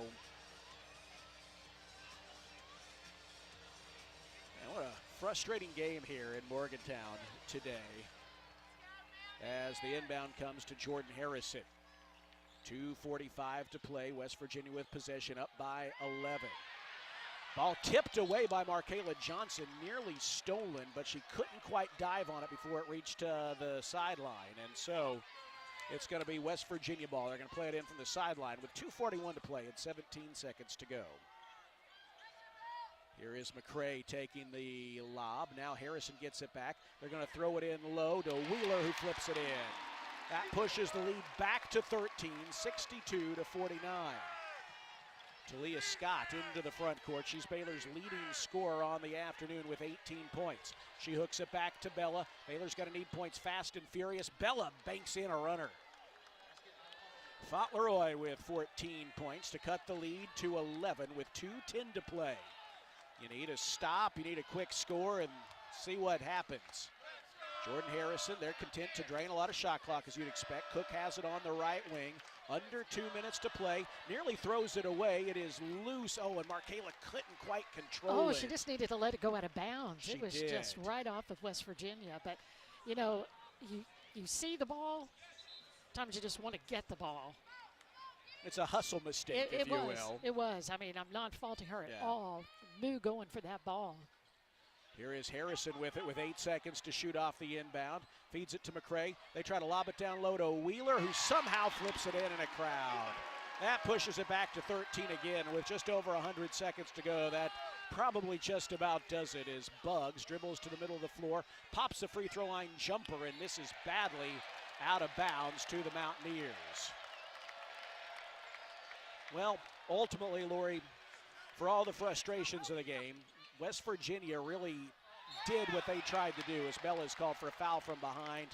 They got Baylor discombobulated. Baylor turned it over, most turnovers in a quarter century at least, and that led to the majority of West Virginia's offense today at 38. There were frustrating calls and no calls, and sometimes lack of awareness on situational things really out on the floor, but ultimately that's the story. Yeah, and I think the thing that just got the Bears, they took the lead in the second quarter, 25-23, and that was with 3.5 minutes left. But the rest of the way out, Baylor couldn't manufacture anything. An 8-0 run, to end the half, gave a 6-point lead to West Virginia, and Baylor hasn't been any closer than 2 points. Cook hits both free throws to push their lead to 14, matching their largest.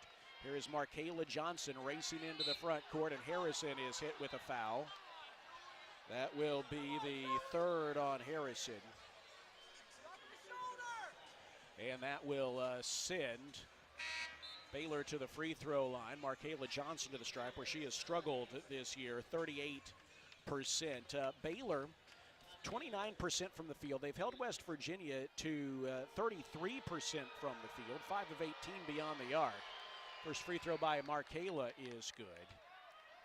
But West Virginia's been able to get 23 more shots than the Bears thanks to dominance on the offensive glass and those turnovers. Second shot is good. Well, there you go, Boo. Yeah. You know, those are big free throws, and it's tough in this environment. Shaw dumps it off as they break the other way to McRae for the layup, and that pushes their lead to 15 at 68-53. But that's what Baylor has not been able to get out in transition at all. Yeah, nothing has come easy today. Bugs is going to let a three fly, and she has her second of the afternoon. That makes it 68-56 with under a minute to play. Well, good for Bugs to be able to make that play after she had an air ball on one of those 12-point jumpers, or 12-foot jumpers, which she is so good at. Unafraid to be able to pull the trigger. West Virginia calls a timeout as Baylor presses in the backcourt. It's a 12-point game, 68-56. So, you know, you look here, Lori, barring the incredible, the 8-game winning streak will come to an end. You know, for Baylor, a frustrating game in a lot of ways. Now we'll kind of wait and see what TCU does next to see if the Bears can remain in a first place tie, and hopefully that is the case as they play Texas Tech today. And actually, that's a tight game right now, isn't it? It's been back and forth the entire game. There's about halfway through the third quarter, TCU with a 1-point lead, 34-33 over Texas Tech. Again, that game played in Lubbock. So out of the timeout, 53 seconds to go. West Virginia will play it in. Baylor lines up right behind him, seeing if they can force a turnover and maybe make something crazy happen. But Shaw comes to get the basketball and feeds it ahead to Harrison. They're going to break it into the front court. Harrison fakes a pass to McAlusky and then sends it in the corner to Cook. Cook was open, but thought about better than shooting a three. And that right now, draining clock for them is better than getting that shot. And Baylor tips a pass out of bounds with 38 seconds to go. You know, this is a West Virginia team that had down the first. You know, in a game like this, you look for any little positive signs, and maybe that's one. And the free throw, the shooting at the line has been good today. Baylor 74% on the year, good all season, but even better today. Which I don't know that necessarily feels good right now, but Boo knocks the second one down. But being 4 for 4, I think that's important for Markayla Johnson. Plus, defensively, she has been getting in passing lane. She hasn't been able to pull that ball in yet on a steal and score. But you know, she's been active. She's never backed down, and you know, again, just like Nikki always will say, you don't know what you don't know. And she is playing hard through all 40 minutes. And that is what you want out of your players. You're still locked in and focused, especially when you get to the free throw line. You need to be able to score. And if you're scoring without the clock running, even better. Timeout called by Mark Kellogg as they know Baylor's going to pressure after the free throws. One thing to note, you know, we know that there's not a lot of point guard depth, not experienced point guard depth behind Jana Day. We see, you know, hopefully continued growth from Inez Goryanova when she gets opportunities. This was a tough environment to get thrown into. Very, very tough. But she needs to continue to grow, and obviously Jana can't foul out. Yeah, and I mean, for Inez, she is learning on the fly. West Virginia plays it into Wheeler, and as the Bears try to tie her up, a foul is called. A pair of free throws are coming for Wheeler, who's at 55% on the season. We're down to 19 and a half seconds to go. Wheeler to the line. 2 of 2 today. Couple of dribbles, and the first shot is up, and it's good. She is a 55% free throw shooter, but she's 3 of 3 today. One more coming here with 19 and a half seconds left, and it also is good. Now Coach Nicky will call a timeout and execute the midcourt inbounds ostensibly with 19 and a half seconds to go. A lot of timeouts called by both teams here in these waning seconds. Can't take them with you. No, that's true. And that's what this is for. These are important in timeouts also just for execution purposes. You know, you've got another opportunity to dig into the West Virginia lead. It's not going to change the score, but you still want to be able to see what Baylor can do, who they can get the ball to. Can they execute a play against West Virginia? And to your point, too, for Inez, for Markayla, you may need them in a key moment in a big game, so get them out there in a situation like this now. That's right. Your two freshmen, one a red shirt, one a true. And it is just mind-boggling to look at the turnovers. I mean, Baylor with 30 turnovers. West Virginia's turned the ball over 21 times. But look at the differential in points that were scored off turnovers. 38 to 13. And I'll give you no guesses to know who has the 13 points. It's Baylor. That's the huge difference in this game. Baylor not able to capitalize on when West Virginia makes a mistake with the basketball. Well, and you look at this, too, Lori. Baylor has actually protected the basketball well in the fourth quarter. Just 3 turnovers, so there were 9 a quarter. Basically 1 a minute for the first 3 quarters. Hard to win games when that happens. Boy, especially when you put it that way. 19 and a half seconds to go. Baylor to play it in. Markayla finds Bella. Clock running. Bella gives it off to Talia Scott. She's just going to have to let something go. Nope, she finds Bella, who unloads a 3. It's off the front rim, no. And Markayla Johnson knifes in there to tap the rebound back up off the rim and draws a foul. That's on Sydney Shaw, her second. And it will send Markayla to the free throw line, whereas you're just saying, Lori, she's 4 of 4. She's got 2 more. It's an offensive rebound. And again, Baylor just decisively on the wrong end of offensive boards. Still, though, Baylor down by 12 with 10 seconds to go as the freshman, Markayla Johnson, hits the first. And she'll have one more coming.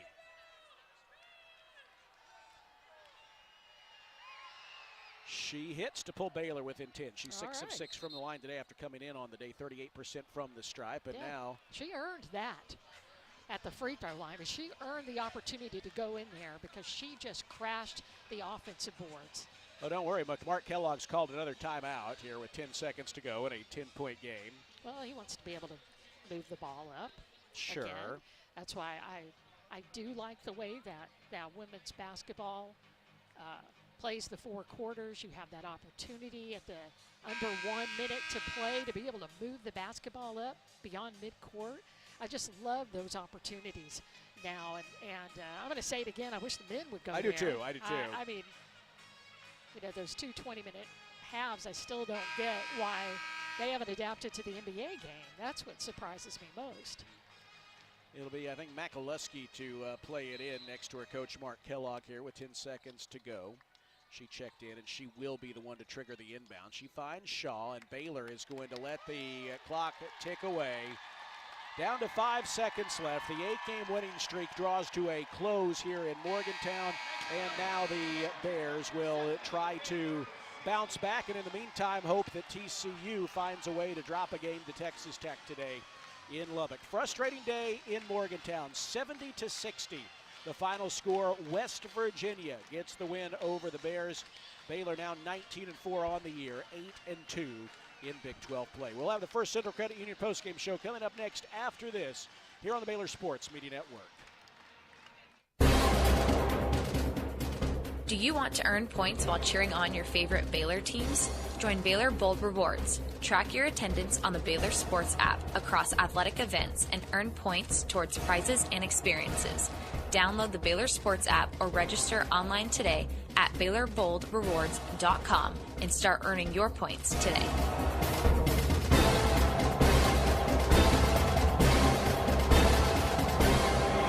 Today we have have two very special guests on our program. Introducing Lem Hey. and Lime. Hello. For Starry Lemon Lime Soda. Thanks for having us. What is Starry Lemon Lime Soda? It's a crisp, clear burst of lemon lime flavor, and it's caffeine-free. Between us, one of you must be a little more important to Starry than the other. Who is it? We're both important. So it could just as easily be Starry Lime Lemon Soda. No, that doesn't sound right. Oh, I like it. So you saying hip-hop could be hop-hip. Works for me. Starry Lemon Lime Soda. Starry hits different. Spring in Waco means one thing: Baylor baseball on Magnolia Field at Baylor Ballpark. From big home runs to big-time moments, this season is packed with must-see action. Season tickets are on sale now, giving you the best seats, the best value, and every unforgettable play all spring long. Don't just hear the crowd, be a part of it. Get your Baylor baseball season tickets today at BaylorBears.com/tickets.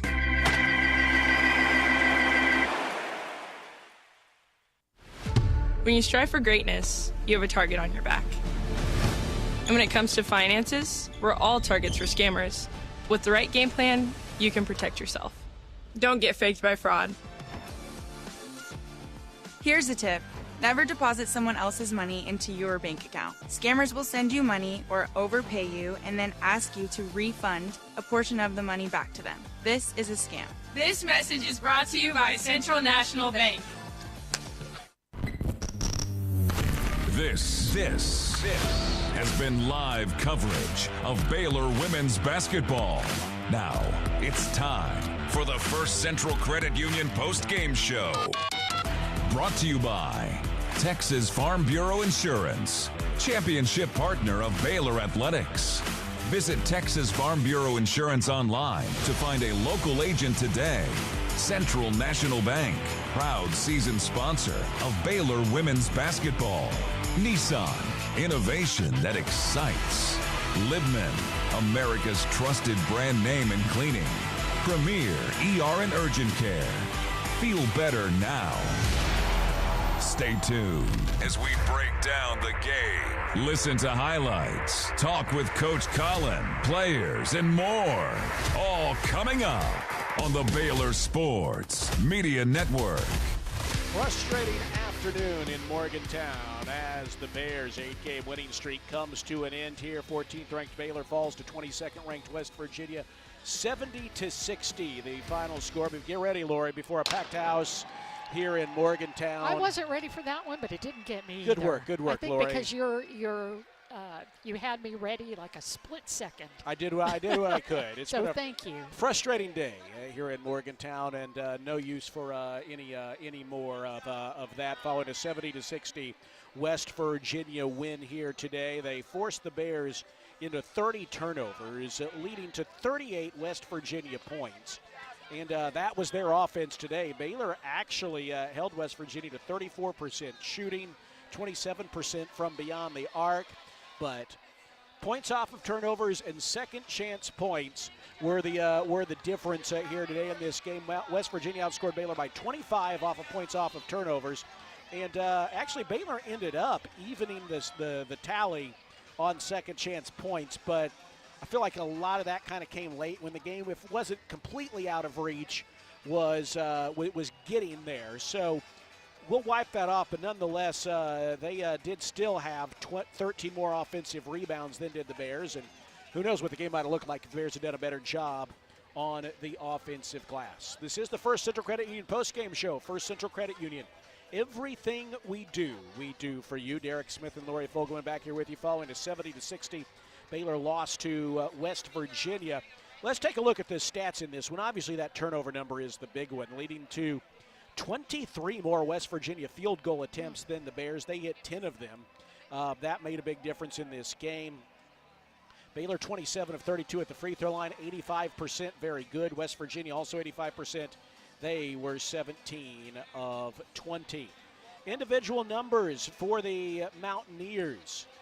18 points apiece for Jordan Harrison and Kira Wheeler. Wheeler had a double-double, 18 points and 15 rebounds. She was a load against the Bears today, 7 of 15 from the field. Harrison 5 of 15, but 7 of 8 at the free throw line. Gia Cook had 14 points on 4 of 16 shooting, 1 of 5 beyond the arc.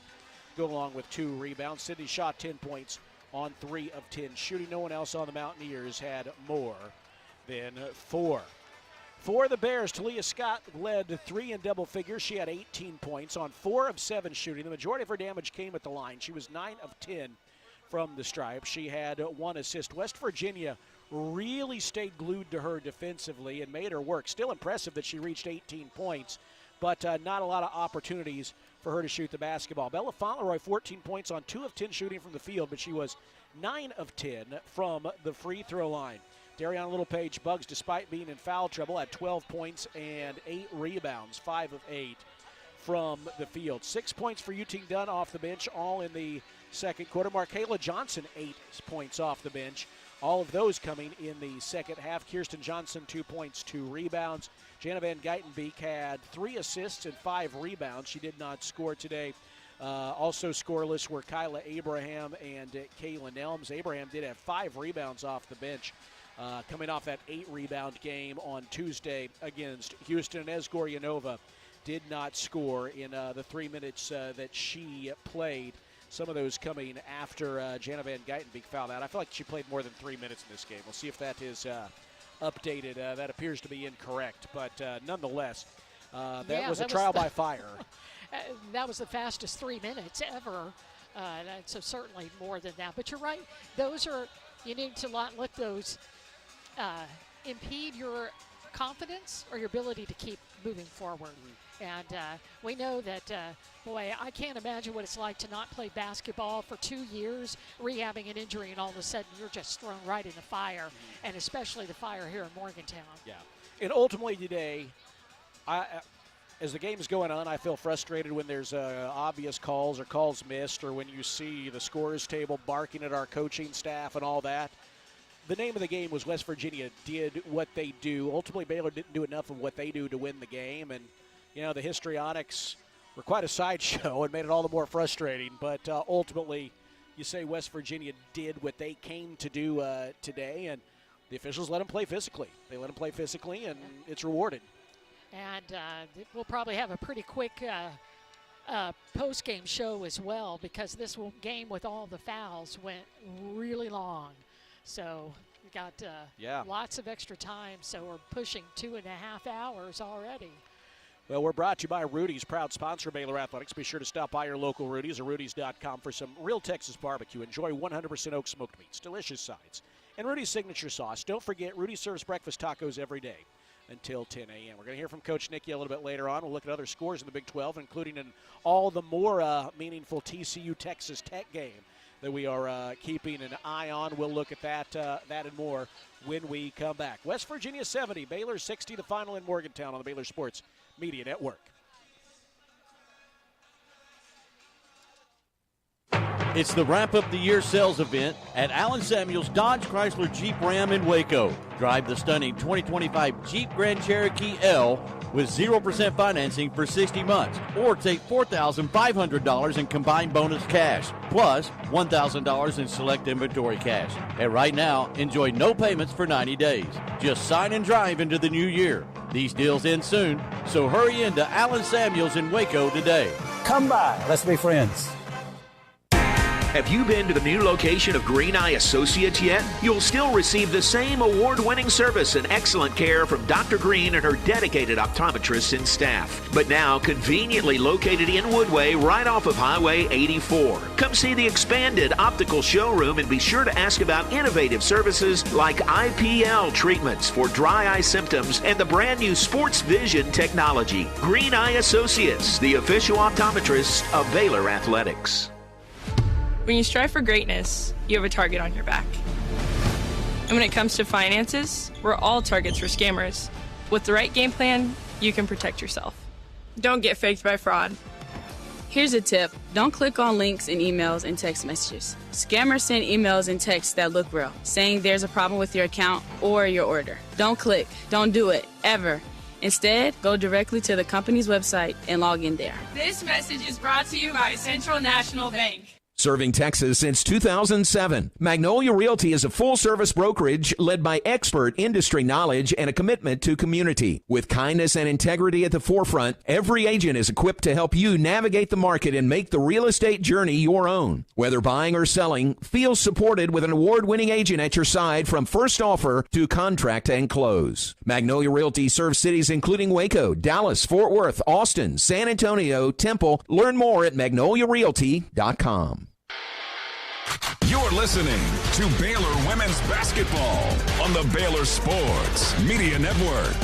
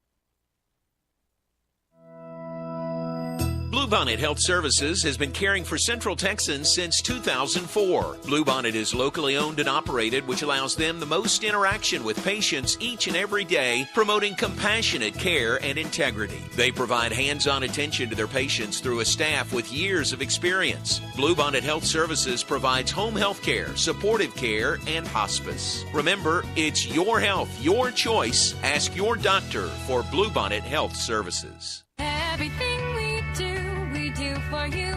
Slam dunk benefits at First Central Credit Union. Tip off with free checking that pays cash, less fees, great rates, quick local loans, easy online applications, a free mobile app, secure remote control. Yes, we do. 24/7 deposits and more services at our ATMs, and a free new member t-shirt. Join today at firstcentralcu.com. We're your team. Everything we do for you. Eligibility and application requirements apply. Member NCUA. Baylor fans, ready to keep it cool this season? Ice and Easy delivers premium ice lightning fast. From tailgates to restaurants, construction sites, concerts, and races, Ice and Easy has you covered. Game day or work day, keep your drinks cold and your spirits bold. Ice and Easy, we deliver, you chill. Proud supporter of the Baylor Bears. Today we have two very special guests on our program, introducing Lem Hey. and Lime. Hello. For Starry Lemon Lime Soda. Thanks for having us. What is Starry Lemon Lime Soda? It's a crisp, clear burst of lemon lime flavor, and it's caffeine-free. Between us, one of you must be a little more important to Starry than the other. Who is it? We're both important. So it could just as easily be Starry Lime Lemon Soda. No, that doesn't sound right. Oh, I like it. So you saying hip-hop could be hop-hip. Works for me. Starry Lemon Lime Soda. Starry hits different. You're listening to Baylor Women's Basketball on the Baylor Sports Media Network. Well, the Baylors will try to do something they've only had to do 3 times so far this year, and that is bounce back from a loss. So far, they have done that well, whether it was that hard-fought loss to Iowa and Orlando coming back for the big win against Davidson, a Uting-Dunn game winner there in Orlando in November. After the loss to Texas in Fort Worth, they bounced back to win, well, what has been 9 of their last 10, including that first game, a win against Southern. And then after the loss against Texas Tech, without Talia Scott, Baylor was able to bounce back and run off 8 straight wins, starting with that come-from-behind win in Stillwater. Here, a tough one today as the Bears fall by a score of 70-60. We'll be keeping our eye on what's going on in Lubbock right now. The Red Raiders, who are at the moment have one more loss than the Bears in Big 12 play, are playing TCU, and it remains a close game here, Lori, in the fourth quarter. But right now, TCU, 3 minutes into the fourth quarter, they have a 6-point lead now over the Lady Raiders, 47-41. Other quick scores, Kansas and Lawrence today. They've got an 18-15 lead midway through the second quarter. Baylor's next opponent, Cincinnati, playing right now at Houston, and the Cougars lead by 2, 25-23. 4 minutes left to go in the second quarter there. And, of course, the final here, Baylor drops a 10-point game to West Virginia, 70-60. Other games coming up today, Kansas State is at Arizona State, and Arizona will host Oklahoma State. Well, 70-60 is the final score here. We will see. We're going to talk to Coach Nikki here before too long, but getting a read on that. She does have some other media duties here in Morgantown, as coaches now visit with visiting media after each game, and so we'll come back. We'll come back with her in just a moment before we wrap things up. For those of you who are watching on our Next Link video stream, we're going to tell you a couple of options here. If you need to move on, we do have our live stream. Of course, we're on 93.9 FM in Waco, and we're on 93.9 FM in Waco.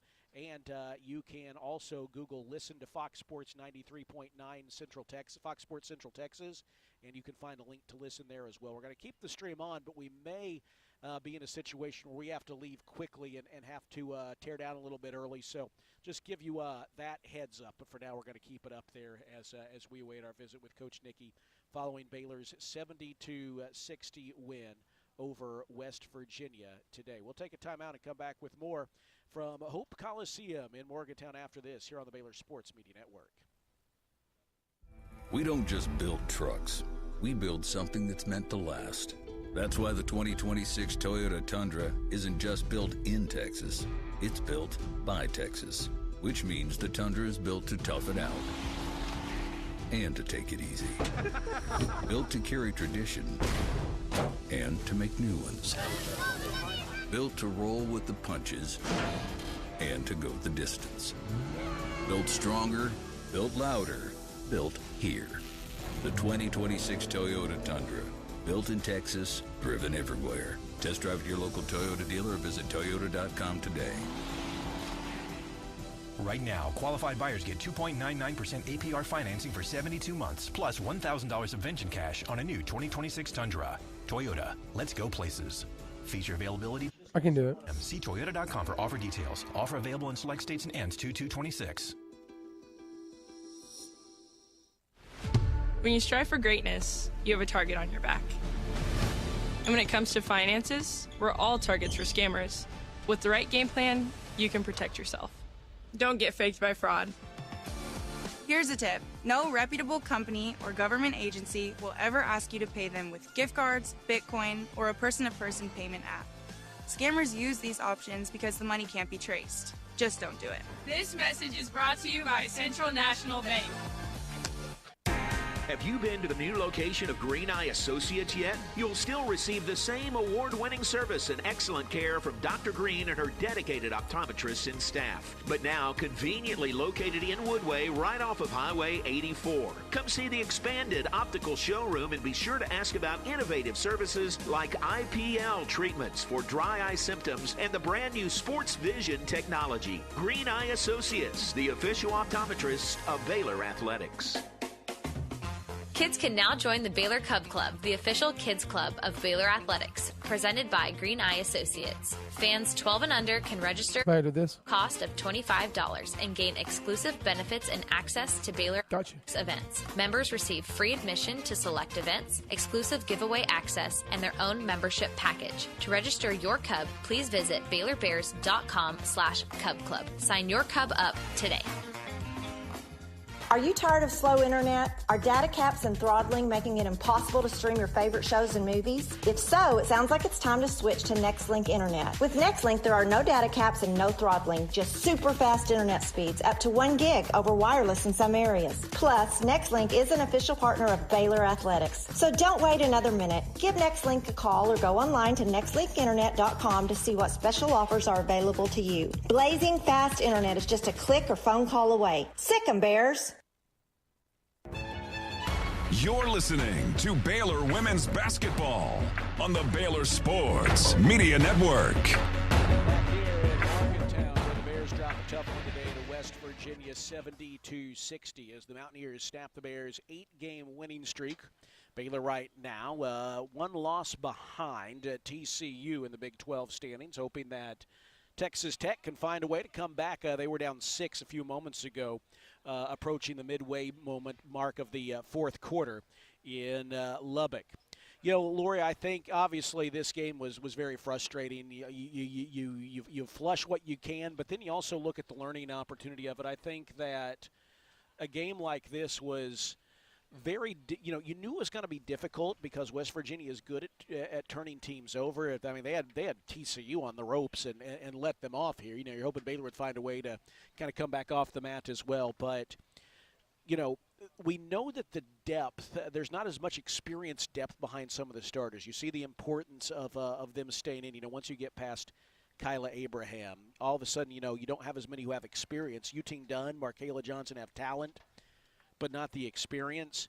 Baylor was kind of back against the wall with Buggs and Bella playing only a few minutes apiece in the first half, and then Jana Van Geitenbeek fouling out.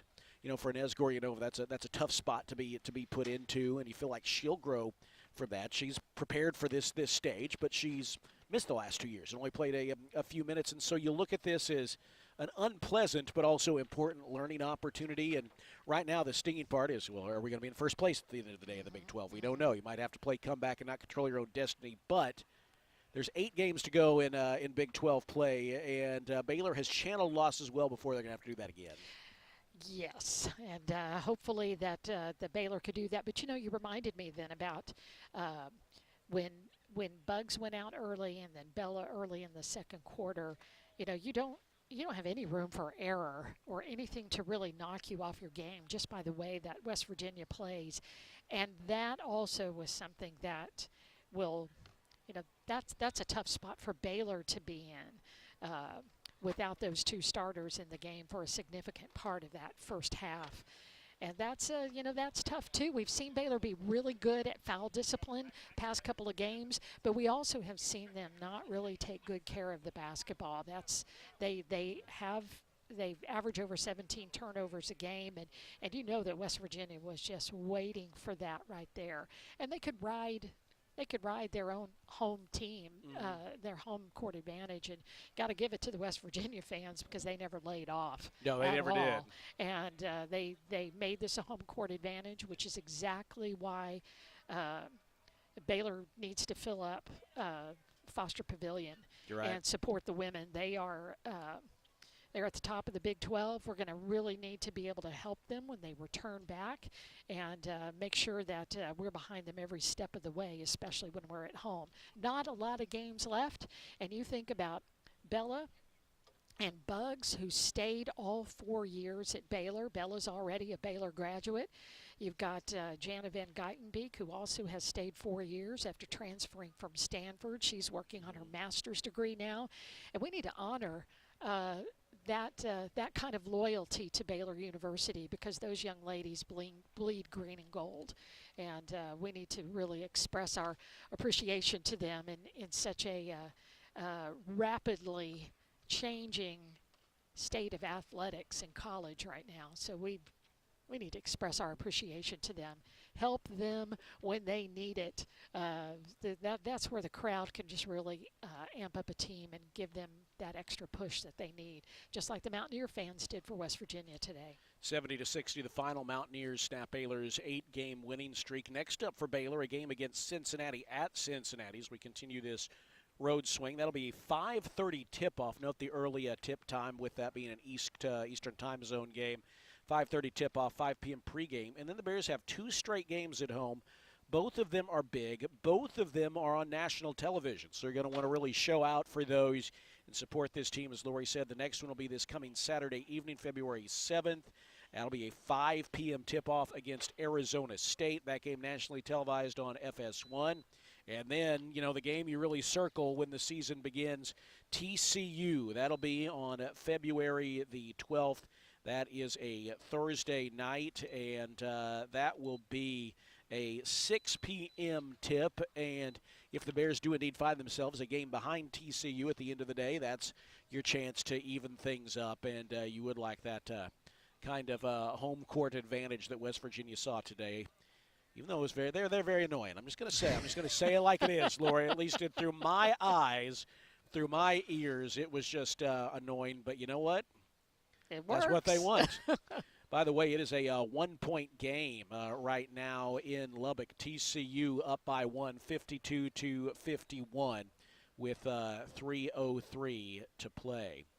Well, seeing if we can get an update on our ability to talk with Coach Nikki. She may be in talking to the media right now, as she has to do back there. But we'll see if we can get some further information. I'm going to talk down the line to our man Cameron here. And Cameron, see if we can get another break here thrown in. We'll see if we can get an update here so that we can give people official word. I know people want to hear from her. So, Cameron, we'll take a break and then come back with more after this from Morgantown, following a 70-60 West Virginia win over the Bears on the Baylor Sports Media Network. Baylor Nation rolls along with Allen Samuels Dodge, Chrysler, Jeep, Ram. Start with award-winning service and factory-trained techs. Then shop our new and used lineup from cars, trucks to SUVs, all makes and models. Running a business? We're your Central Texas headquarters for ProMaster vans, cab, and chassis and work trucks. For power and comfort, test drive the Ram 1500, the Motor Trend Truck of the Year winner again. Allen Samuels in Waco, proud partner of Baylor Athletics. Come by. Let's be friends.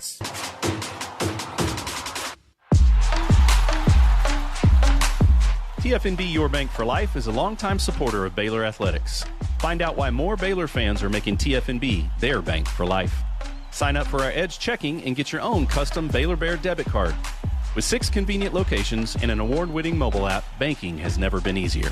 TFNB, your bank for life. Member FDIC.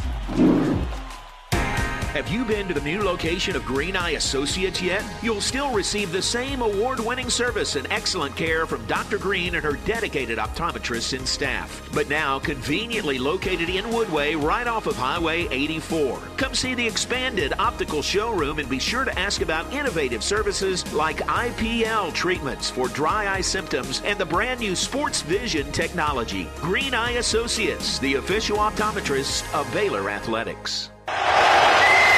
If you're stuck in a high auto loan rate, it's time to call an Audible. Hi, I'm Joe Betsy Tyler with First Central. When it comes to your all right, cousin. You don't have to stay in a bad formation.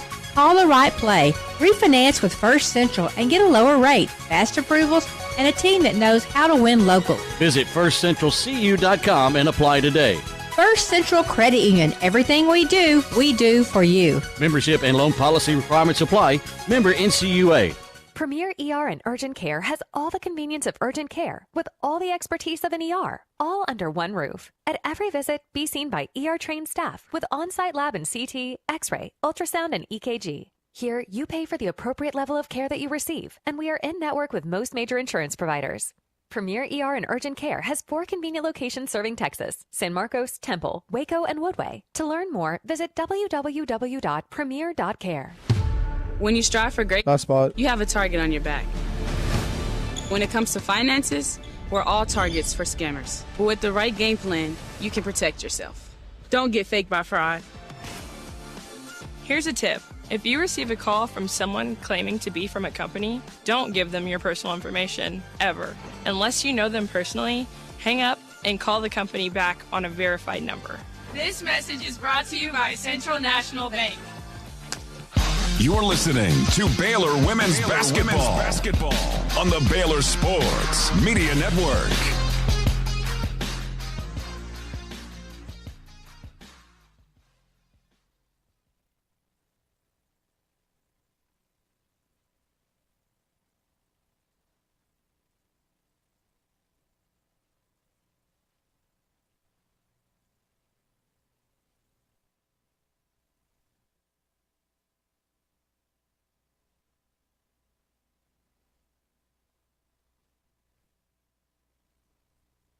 The refocus now is on Cincinnati, as Baylor will fly to that city here in just a little bit as we await Coach Nikki, who should be here shortly. She has just a few more minutes in media. I think they're walking their way down here right now. And to take a look at scores around the conference while we await Coach Nikki.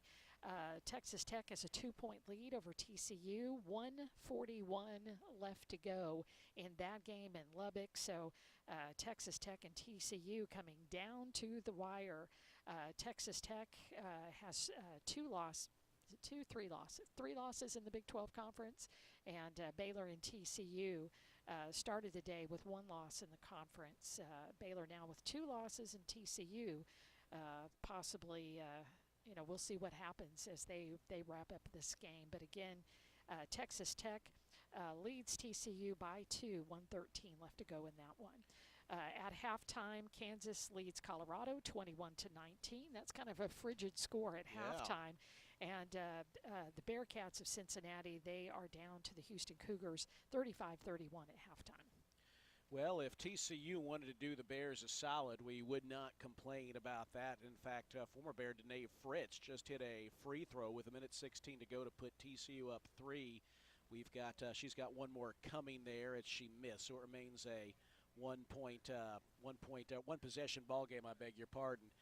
TCU with the basketball down by 3 with just under a minute to go in this one.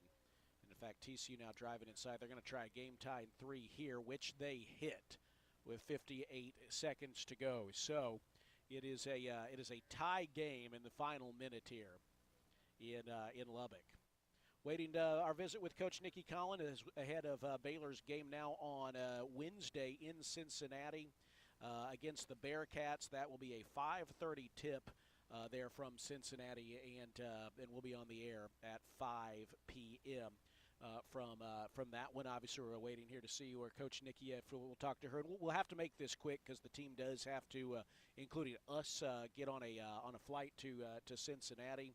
But we've got a little bit of time before we go, so looks like we are good there, Laura, if you need that bit of information on your mind. But we'll be talking to Coach Nikki shortly, it sounds like. In the meantime, we'll keep an eye on this Texas Tech and TCU game, as it's a tie game in the final minute from there.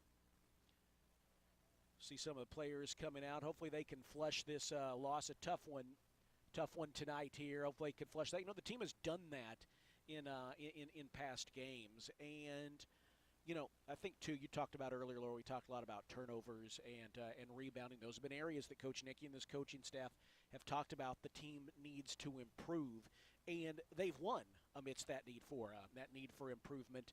But today it kind of bit them here in this game against West Virginia. We see Coach Nikki making her way over here now. Her post-game comments are brought to you by Alliance Bank, your Central Texas Business Bank. 70-60, the final score today in this one in Morgantown. And Coach Nikki, thanks for joining us here. A tough game, frustrating, a lot of kind of sideshow elements, but ultimately that turnover number is hard to overcome. If you think about the team bouncing back from this, what do you want the team to take away to learn from this in case you see this team or others like it again?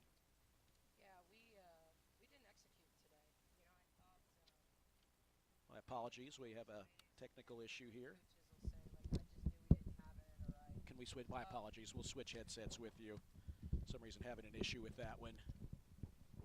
There we go. So sorry about that, Coach. That's Nikki. all right. Yeah. The 30 turnovers. Just disappointed with our execution. Thought we had 3 really good days of practice. We messed up the first play of the game. And that, and the crazy part about it was we had really, I thought, over the last couple days, found a way to really kind of slice up their matchup zone.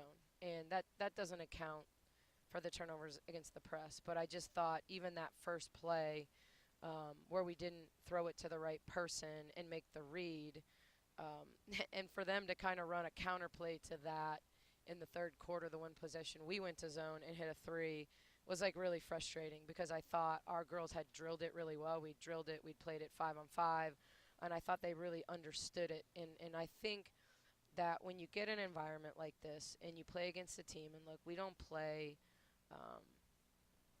nobody else plays the way they play in our league, and it's hard to replicate it. We don't do a good job with our practice squad because – it's the fear of, are they going to trap? When are they going to trap? There's just a lot of pieces to, this idea of why do you turn the ball over 30 times? Sometimes you're trying to do too much. Sometimes you're trying to do too little. And you almost have to be in it. Like, look at Nez. It's a tough situation to be thrown into. Yeah, I mean, it's just like you don't understand the pressure until you feel it. And then when they started to see blood in the water, I thought their pressure amped up. That's why we shot 32 free throws at the end of the day, because I thought that because we looked frantic against the pressure kept amping up. Well, when the pressure amps up and they get more and more physical and aggressive on ball, you start fouling more, And so we were able to, work our way back into it, getting to the foul line. But because they weren't guarding our 5s all day long, they just wouldn't leave the lane. It didn't matter if it was the man or the zone. They weren't leaving the lane. That's why we went small at the end. And so now you give up a few offensive rebounds because you go small. But we had to be able to stretch them. We had to play 5-on-5 basketball in that scenario. And I felt like I have found a way to make them guard us on the low block and for us to be effective on the low block. But when we didn't execute, we couldn't get to those things. And so I got to continue to do a good job of getting them to understand why we're doing, what we're looking for.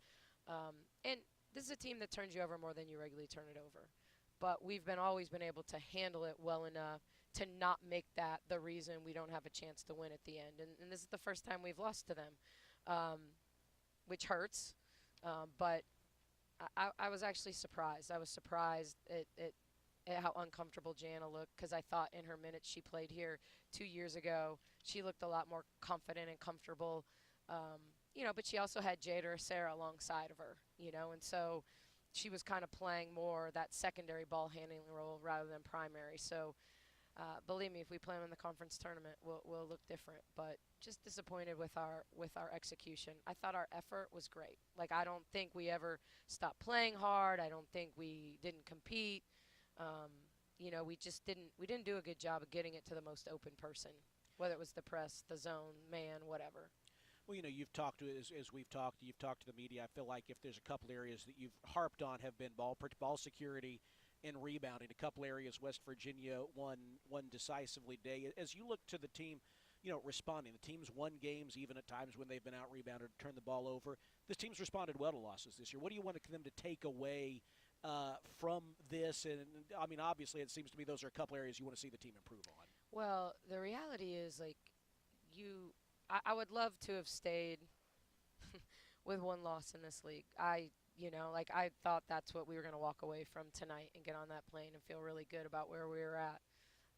But I also know not unlike a lot of other teams still in our league, we control our own destiny.